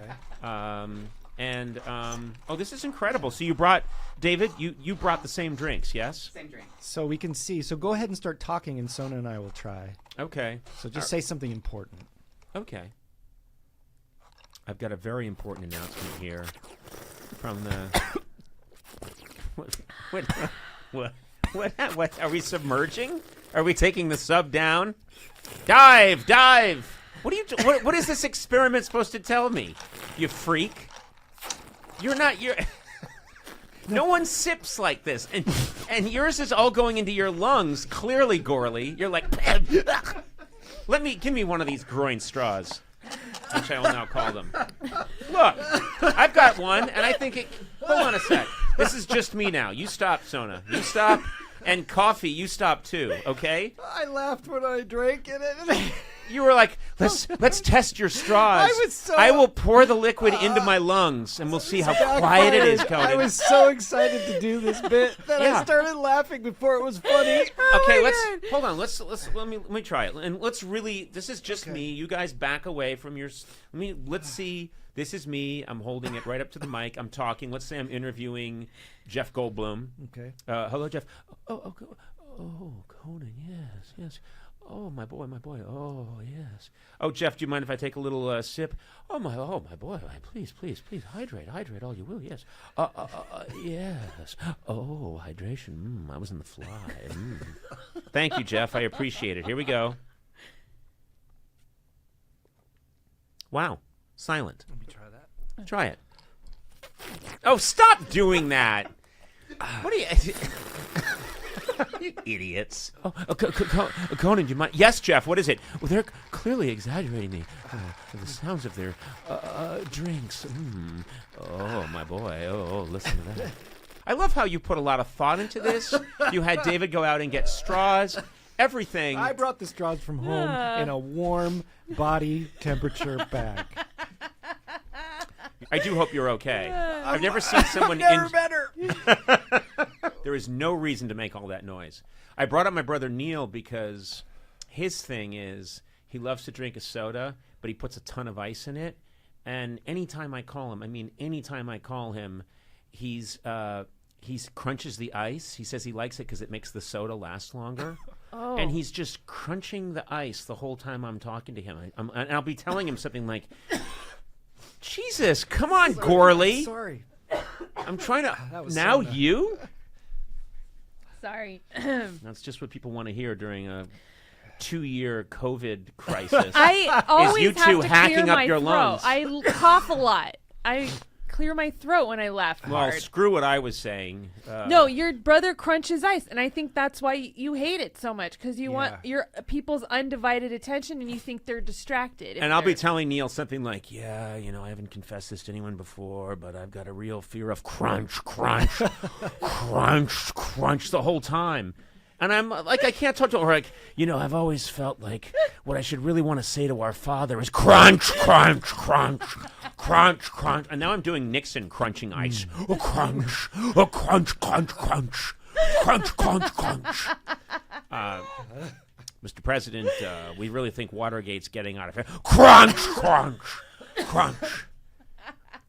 Mr. President, I know you are done with your soda. Can I just take the... No, there's still ice in there. But go ahead, what did you have to say? Well, anyway, they've revealed that there are tapes. Crunch, crunch, crunch. Crunch, crunch, crunch, crunch, crunch, crunch. Crunch, crunch, crunch. Do you think this is going to follow me around, these tapes? Well, we're really worried about crunch, crunch, crunch. Is he saying crunch, or does Nixon eating ice When sound Nixon- like him crunching? When Nixon does anything, the sound effect is in his voice. Okay. So if Nixon's like, well, time to cross the room, walk, walk, walk, walk, walk, walk, walk. This is like Nixon sound effects theater. It is. It is a sound effects theater. And now I'm going to enjoy this icy drink. Crunch, crunch, crunch, crunch, crunch, because of the ice. He explains the sounds. That was terrible. Your whole experiment was a failure. Yeah, but we had some good laughs. We had fun getting there, didn't we? Oh my God. Okay. Well, why don't you go have a tracheotomy? Okay. And that'll open an airway. I need help. Yeah. And very good. I'm going to get right into it today. Okay. Because I've got something on my mind. Business. Yeah. I do mean business, and I just want your opinion on something. Been very happily married for a long time now to my lovely wife, Liza. You've known Liza for a very long time. Gourley, you've met Liza. It's wonderful. Wonderful person. She's right. And what's that? sorry. Yeah, whatever this is, She's right. Okay, well, here's my problem.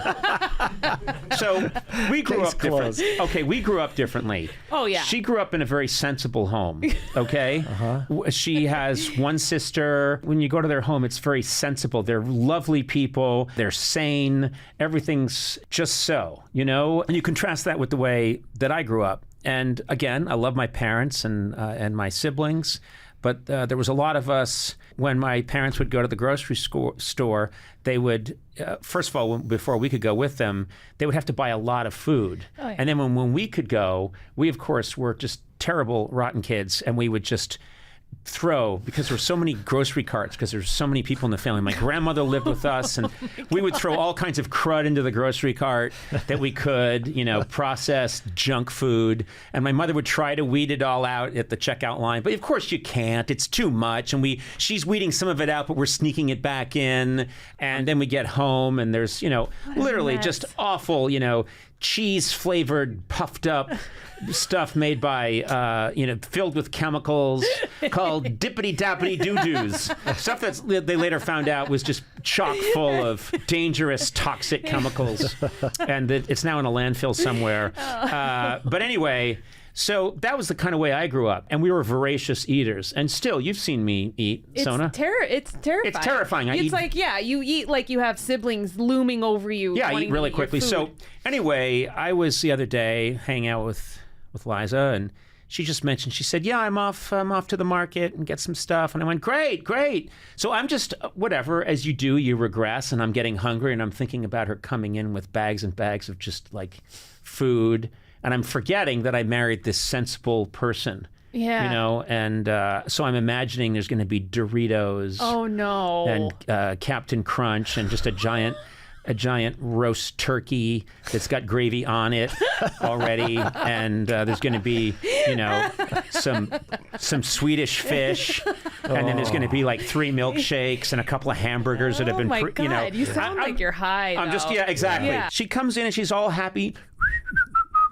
And I'm like, oh, good. What'd you get? And she said, well, I got some fresh almonds. And I got some blackberries.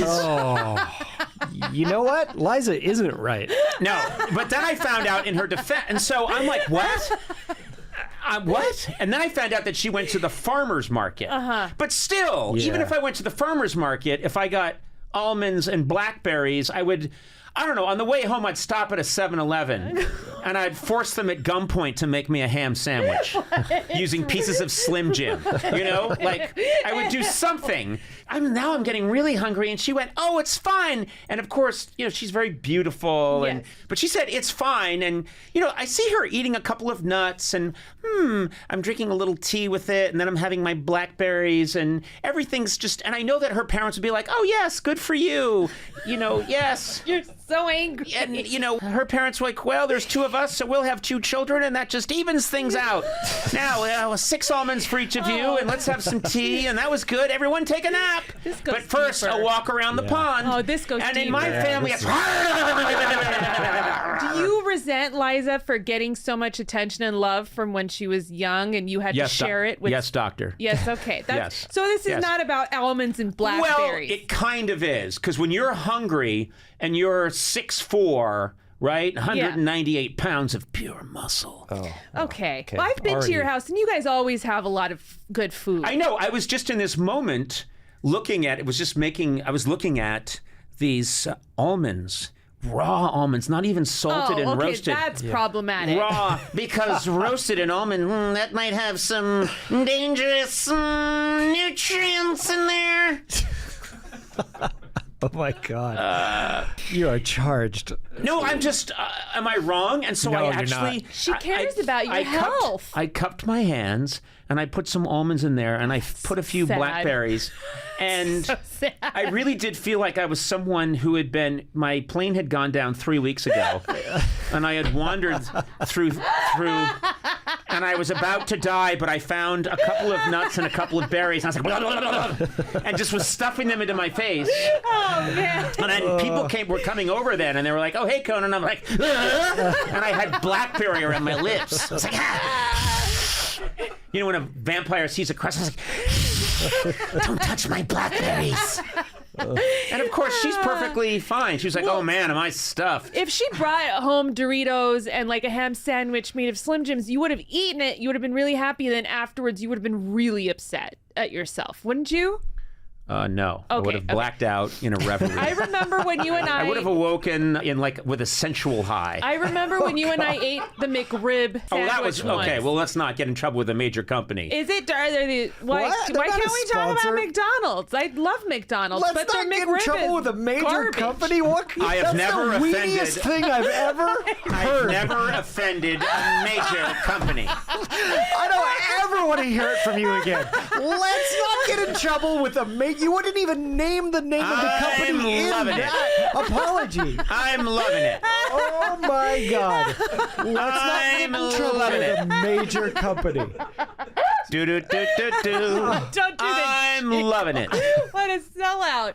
You're such a Oh sellout. my God. Oh my God. Biggest weenie I've ever met. I will not offend any group of white men that have formed a corporate concern for profit. They shall be protected on Conan O'Brien Needs a Friend. Oh my God. That's why you're mad at Liza. She didn't bring home a Big Mac. Yeah. Oh my God, I could have killed a Big Mac. Man, that company does it right. Always have. God. And always will. I'm a Burger King fan myself. Well, them too. You can't go wrong with those big companies. I'm a Taco Bell boy. Yep. You know who's good at drilling for oil? Texaco. In my opinion. Keep at it, fellas. Get that liquid gold. Anywho, I think my wife's right, and in her defense, she was just going to the farmer's market, but she's always been that way. I think on our first date, I said, "You want to get lunch?" And she said, "Oh, I'm okay. I just had 2 walnuts and some green tea." And I almost jumped out a window. Because for me, lunch involves at least 4 whole hams. A family of pigs. A family of pigs. Dad, a mom, And they've daughter, and a been son. dipped in caramel. Oh my God. Anyway, my apologies to my in-laws and my wife. And to McDonald's. And to No, ham. no apology to McDonald's. Wait, what? I said the McRib was garbage. It's not garbage. That's pretty bad. It's not. Liar. Do. I'm loving it. Keep making those McRibs. Whatever you do is right. Well, anyway, now on to Bell Helicopters. Maker of military helicopters and damn good ones. We're done. Stop. All right, I'm done Okay, here. Good. Hello, welcome to Conan O'Brien Needs a Friend. I had to take a second there before we started because Sona was yelling in the podcast studio. Because you two are being dicks. Well, I don't think that's the right energy to start a friendly show that basically is meant for children. Oh. This is a show by children for children. On an intellectual level, yes. Yeah, exactly. Sona, what was you and Gourley were shouting about something, and I was just trying to get you to stop talking long enough and shouting so that I could start the program. That's all. First of all, it's hard to have a human moment in this room because every time we talk about something fun, you're like, let's record it. Because I want to capture the essence. Can't some things just be between us? Yeah. No, it all must be recorded and then monetized. Filthy riches, rubies, gold. Yeah. Well, Sona, you and Gourley were shouting about your eyebrows. What was that all about? It's about hair removal. Right. I don't want to talk about this because I upset Sona and I feel bad. Oh, that's nice. Yeah. I don't know. You know what? I shouldn't have gotten upset. No, I think you were in the right. No, that's not true. I shouldn't, but I reacted. I always react at a 10 when I should react at like a 2. But you had reason to react. I know. And this Can we is at how least conflict can mediation we is at done. least let Yeah. people know what the nature of the disagreement was? Sure. Well, I started off by saying, listen, I have What? Just say it. I'm a hairy person, and I have eyebrows that if I don't take care of them, they become a unibrow. That's just the curse. Is that true? Your eyebrows are beautiful. Thank have very you. nice That's eyebrows. because Alma shapes them and takes care of Who's them. Alma? Alma's my girl. Oh, And- she does it with your permission. It's not like she comes in the night. You wake up, Alma. I wouldn't mind it. And then Matt says, you also said you have a unibrow. And then Yeah. I was like, oh, do you just take care of it yourself? And then you said, the way you said it. I just snapped. Your eyebrows would grow together if you didn't intervene. Yeah, I have what would connect. Like I wouldn't call it like a London bridge, but it's like a rope bridge. Like it gets connected. It has a little bit of a sag to it. Yeah. It's like a Raiders of the Lost Ark Exactly. bridge. Yeah. Yes. Yeah. It's like a Actually, it's Temple of Doom. But let's go ahead. Oh, okay. All right. How about the Man Who Would Be King kind of bridge? There we go. Okay. Yeah. With Sean Connery And Right. Michael Caine. Michael Caine. Oh, and Michael Caine. Yeah, that's an amazing. That's a great movie. I What agree. year? What year? 64. Of course Oh, it is. no, much later than that. I don't That's know. a movie from the 70s. Okay. Someone check, please. I'm going to say that's 19... Boy, that could be 74. Raiders of the Lost Ark. No. Eduardo. Eduardo, where are you? Jesus Christ. The Man Who Would Be King. I'm going to say 74. I'll say 73. 1975. And your first guess was 64. Interesting. So anyway, You were wrong too, though. You were wrong also. oh yeah, off by a whole year. But you were still On a wrong. movie Still I wrong. haven't, movie I haven't seen in many years. I still was able to name the Anywho, cast. and Sean Connery in it, who you claim to love but don't even know the year of one of his great movies. Anyway, my point is this. I don't even have eyebrows. You two are complaining about your eyebrows. You can have I'm some the of mine. Dick Gephardt of comedy. Look it up, kids. It's a funny reference. Dick Gephardt. Exactly. Why can't you guys be better? Guess what? 1964. No, I'm one of those guys who have my eyebrows are so faint. Yeah. This morning I had to do a thing. A friend asked if I would appear on a little short segment with him for a morning show, and I said sure. Eyebrow 'Cause- Talk? No, it wasn't called Eyebrow Talk. That show's been canceled, replaced by Monobrow Corner. But I went on the show, and of course they spend the first 10 minutes giving me eyebrows I don't have. And one of the things is that sometimes they overdo it, and I come out of there, and it looks like someone has taken 2 pieces of electrical tape and put them over my eyes. Groucho. And I'm suddenly Faye Groucho Dunaway. Marx. No, not Faye Dunaway. Who was the Joan Crawford? Crawford, yeah. So anyway, you were saying, Sona, and back to the important part, that you need constant management of your eyebrows. Yes. How often does this woman need to tend to them? Every 4 weeks, I think. Wow. Okay. 3 or 4 weeks. Would you ever want to just let them go just to see what would happen? I did. I'd like to see that. I bet During you'd look the good. pandemic. During the pandemic? Yeah. And what happened? Did they just, you got crazy? They were all over the place. Right. You know? You and probably didn't know when it was raining. Like they just they caught all the water. People You just looked at me like, am I okay? Come on, Did I go too far? Help me out, please. No. I just was like, you're outside, and everyone's like, we got to get inside. It's pouring on. You're like, what are you talking about? It's not raining. These giant barriers. And your friends are huddled under. Yeah. That's when you notice people. Have you ever noticed people? Don't stare at me, Sona, in a rainstorm, have you ever noticed friends of yours gathering underneath you? Hello? Is this thing on? I don't want to be a part of this. Is this thing on? Why are you getting me to do this? I apologize. I know, and I appreciate that. That's why I like Matt more. And I'm glad that I captured this moment, because this was an argument that was going to go unheard by the public. I'm also glad that I brought back the memory of Dick Gephardt, a famous politician a long time ago who had no eyebrows. Yeah. What an incredible thing for me to remember. Do you want to say anything to me about that joke about people gathering under my eyebrows when it rains? Yeah. I think I think it's a good visual. I think it's a funny gag. I think it's a solid joke. Wait, you wanted an apology. I do. Oh, yes. I'm not asking rate your joke. When are you ever going to not rate your joke poorly? Eduardo, what did you think about huddling under the eyebrows? Hilarious. Fuck you, Eduardo. But the Friends comment was, I thought Gourley made that What are you comment. doing? Who do you think you are throwing me under the bus? You're new here. I'm talking about a vulnerable situation where I'm hairy, and you guys are just making jokes about it. I kind of can because I have a unibrow. Yeah. So I'm not joking. So you I'm feel like commiserating. I see. Yeah, and I take you're offense a at what victim you're too. saying. Yeah, I yeah. understand. And that's why we got in a bit of a fight. Yeah, that's true. Yeah. You don't even have eyebrows, loser. I know, Matt Smith. Yeah. I'm a real Dick Gephardt. I'm telling you, it's a funny reference. Look it up. If it didn't work the first time, it's not going to work the It's a second or podcast. third How do we know time. it's not working? I hear so many laughs out there. This hasn't gone out yet. It will. And I hear so many future laughs out there. People in rental cars all across America are howling at this one. People on their pods. What? Earbuds. Oh, God. What is happening? Okay.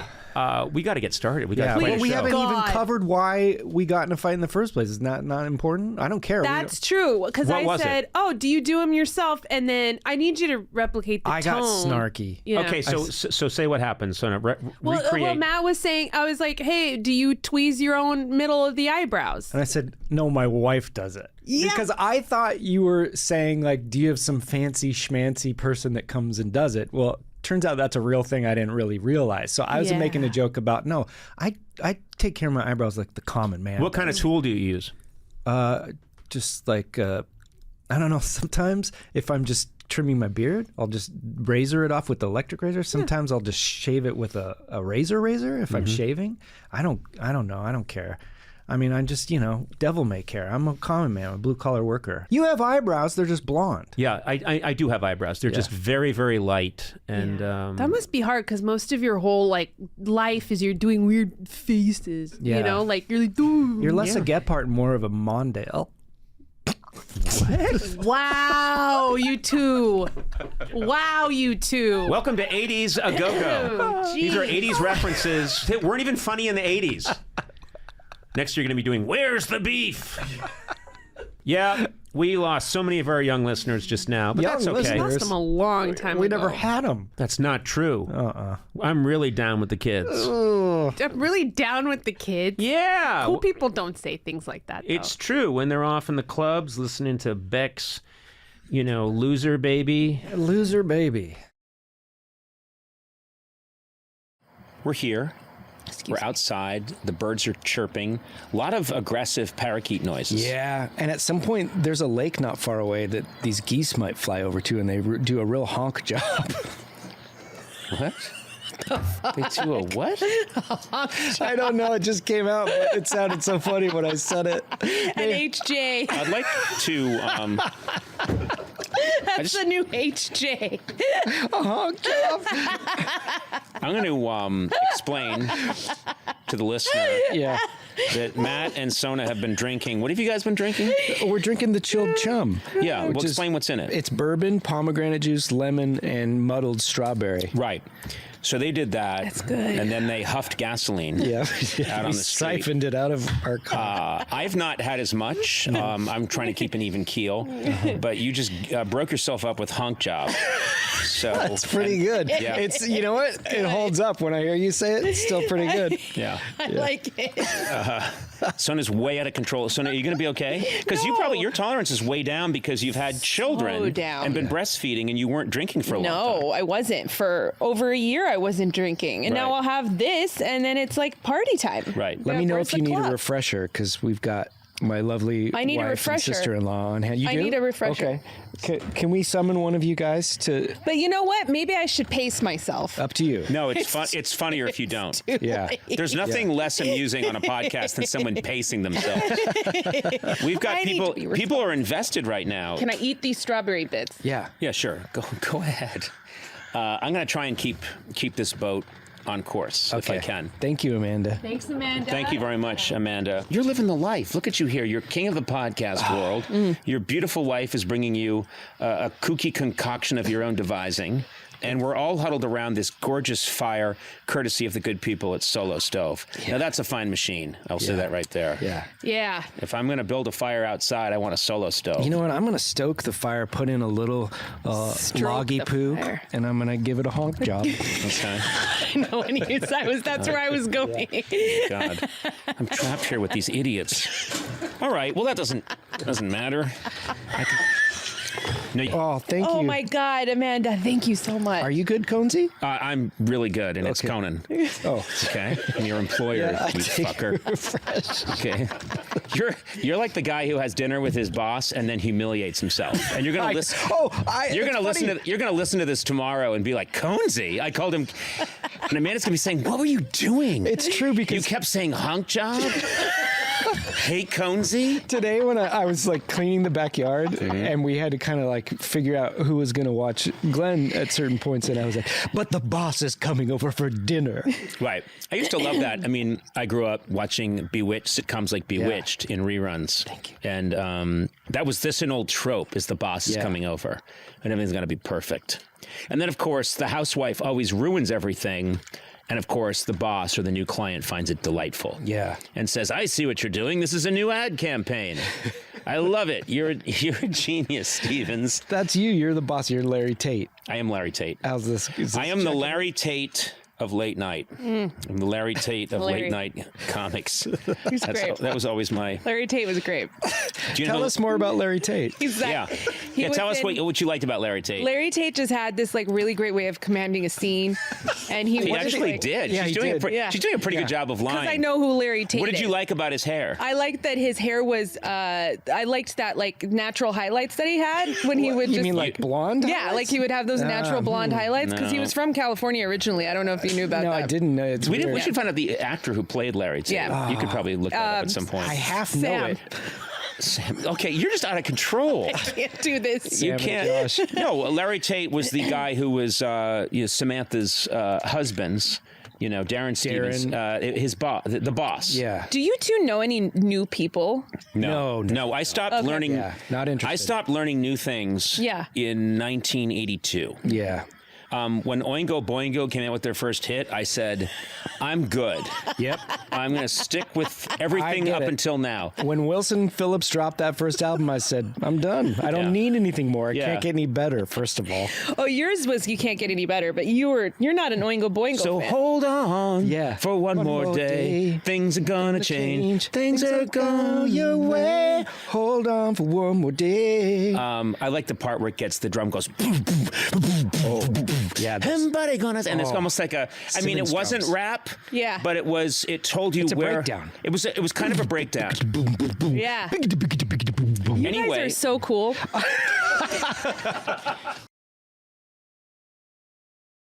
I'm not cool.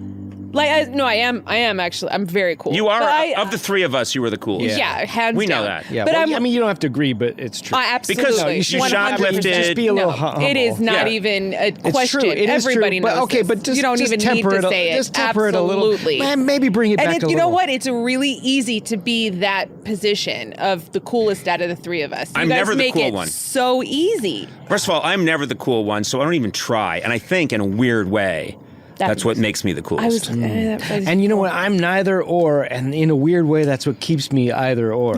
I'm just right there in the middle, man. You're always, you know what? The first time I met you, I was thinking, this guy's always in the middle. Yeah. And he'll always be either or, neither nor. Yeah. And man, you kill it. I'm a real Joseph Lieberman voting kind of guy.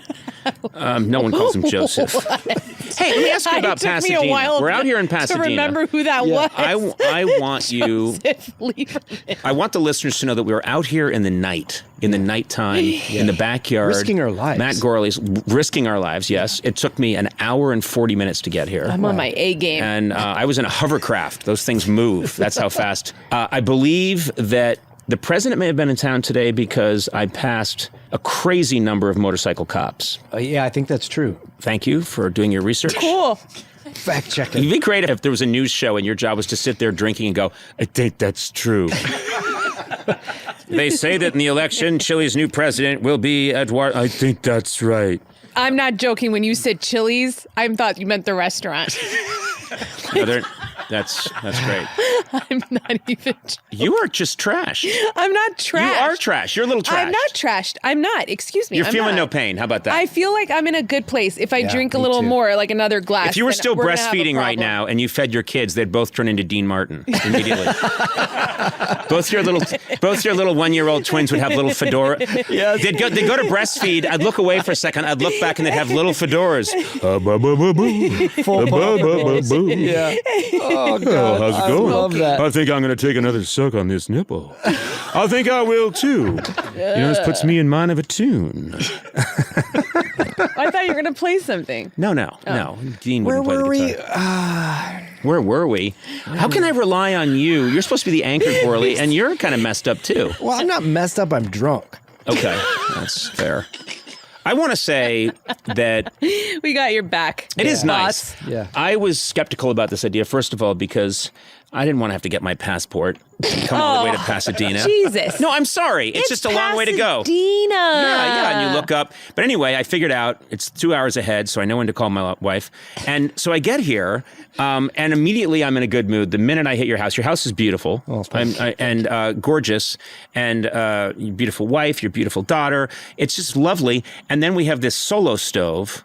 Right in the middle of our campfire. Yeah. Now, Solo Stove does not like me bringing them up. They get embarrassed. Even But though they paid to be a sponsor for this. Please, I don't think they did. Okay. I didn't even know that. Okay. All I'm saying is I looked at this beautiful device which creates the perfect campfire.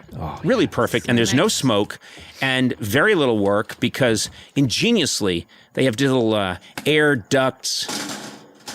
Just gorgeous. It's so well designed that even you can't screw it up, Gourley. Yeah, that's true. So our thanks to the good people at Solo for providing us with this stove. Yeah. You know what Matt just did right before we started recording? He put a thing in there and the color of the fire changed. You know what? There's never been a less clear definition of anything by anybody. You know, you'd be great. It's true. I did that, and I don't know what you said. It would be great. It would be great if Sona was present at great events in history and had to explain what happened. Ford's Theater, April 14th, 1865. Bang! What happened? Sona's here. What is it, Sona? Oh, there was noise. Actor go, fall, run, hat man down. Tyrannosaurus Rex? I don't know. What Sona was trying to say is that I think there's some kind of powder or something that you put in the fire that made a color. So Solo Stove makes color packs, and they're these things that you just throw in, and then it changes the fire into different colors. Now, I'm kind of colorblind, so I'd take it on faith that these things are cool. It said at the bottom of the pack, wasted on Gourley. Yeah, that's a lot of. Manufacturer's note, wasted on Gourley. Yeah. Are you really colorblind? I'm red-green colorblind. Yeah, I can't see red and green when they're How has patterns. that? Do you think changed you, Well, altered your life? Christmas is a real bitch. Because you have a gray tree, and Santa's just a what? Does Santa just look like a gray blob to you? Yeah, Santa just looks like, I don't know, like some post-apocalyptic wanderer. Yeah. Yeah. Yeah. I can see red and green. I just can't see them in detailed patterns. They turn kind of brown and green and stuff. Yeah. Right. Okay. But don't, You didn't bring I'm that up. doing all right. You didn't bring that up during the interview. No, I didn't. Because, colors aren't really pivotal to podcasts. Well, they will be. What? They will be. Technology's changing. Hey, welcome to Conan O'Brien Needs a Friend, and some exciting stuff to talk about today. Joined, as always, by Sona Movsesian. Hello. And the sturdy and reliable Matt Gourley. Sturdy. Yeah, he is. You Okay. are. You are a tugboat beating against the tide. Is he? He's He is. Okay. You are very reliable, and you're a good fellow, fine fellow. You're more fragile. No, he's fragile, but reliable. Where do you get... Anyway, Yeah. he's made of It's all okay. cartilage. It's okay. No actual bones. You fight both of you. I have something exciting to talk about. Enough of this dithering and dathering, which is we announced just a couple days ago that I have been making this show for HBO Max, which I believe is now called Max. We'll see what it's called in another few weeks. But it's called Conan O'Brien Must Go. And it's this idea that's been in the works for quite a while, which you guys are well acquainted with, where, as you know, I do the interviews with celebrities, and those drop on Monday. But then later in the week, we drop a interview with just anybody out in the world. And Fans. Just fans. Not who- anybody. Like they have to know who you are. Yeah, that's only 98% of the world's population. Okay. Boo, Conan, boo. No, you're right. It's fans. I should be more specific. Fans of the podcast. And I've really loved those conversations, and that's where the idea came from, which is just I love talking to people so much. What if and I also used to do travel shows that was one of my favorite things that I got to do all those years at TBS. So the thought originated, what if some of these guests that actually end their interviews where they say, well, come visit sometime, Conan. Yeah. And the idea came, what if I just show up? And so that was the origin for the concept of this show, Conan O'Brien Must Go. So we announced it, and they put together a little sizzle reel of some of the episodes that were already in the can. And people seem excited about it. You guys, you saw the sizzle reel, right? It pains me to praise you, but I just know a lot of other people worked on this. It looks so good. It really looks good. Really Also, is there's a fun. brief glimpse of you and me in there, and that really ups the. I think that really adds to the show. Yeah, Is it's that- weird because the data says the opposite. Oh yeah, you look at the data. Yeah, I look at the. Yeah, you really look You've at never that seen info. data in your life. No, I'm a big data guy, and I really got in there, and I like You got in microdata there. and megadata, and I got in there, and massive drop-offs. No, it was it's nice because you see us talking to them, and then suddenly I'm there, Yeah. in their face, and And you surprise them. yeah. Well, it's funny because you try to, and some are easier to surprise than others. But it was we put together this kind of quick, maybe 2-minute piece that ran, and then tweeted it out, and the response was really nice. People seem excited about the show. The show is, and this is important to point out, the show cannot be completed right now because the WGA, the Writers Guild of America, is on strike. So we've stopped everything, and I'm really looking forward to finishing the show. Yeah. But we're not going to do anything until everything gets resolved and the writers get taken care of. So we are on hold for the moment. I feel like you traveling is you're so good at traveling. I mean, you're good at a lot of things, but you're really, when you travel. You have mini strokes when you say anything nice about me. Do you notice? Yeah, you're really funny. That's how painful it is. Yeah. You're going to have a neurologist soon say, Sona, have you been complimenting Conan recently? Because there's a lot of dried blood near your cerebellum. No, but when you travel internationally, they're some of my favorite things that you've ever done. Well, and this is throughout the course of your whole career. I like it a lot. I really enjoy it. And we have gone to some great locations. We have some other great locations planned. So I just find it kind of reinvigorating to get outside the United States and meet people and run into all these people who have no idea who I am. Yeah. And find out what they're up to, what they're doing. It's just and you stick out.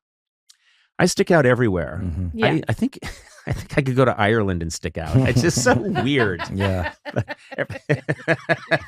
I'm just odd looking in so many ways, but it's very quickly identifiable. But so Conan O'Brien Must Go on Max will be coming up, but not until the writer's strike gets resolved. Anyway, it's been a lot of fun making the episodes we've made already. And if you want to see the promo, which is fun, lasts about 2 minutes, you can find it easily on YouTube. On your channel. On your channel. Your channel. Team Coco. Team Coco. And it's called Conan O'Brien Must Go. And another thing I should bring up is that if you are a fan of this program and you want to talk to myself, Matt, and Sona, that's always possible. We do it all the time, and you never know. I might end up visiting you. So you can go to teamcoco.com/call Conan if you would like to reach out to us and have a chat. Again, that's teamcoco.com/call Conan. And you can experience how irritating it is to speak to me in real time. You have no idea. You have no idea.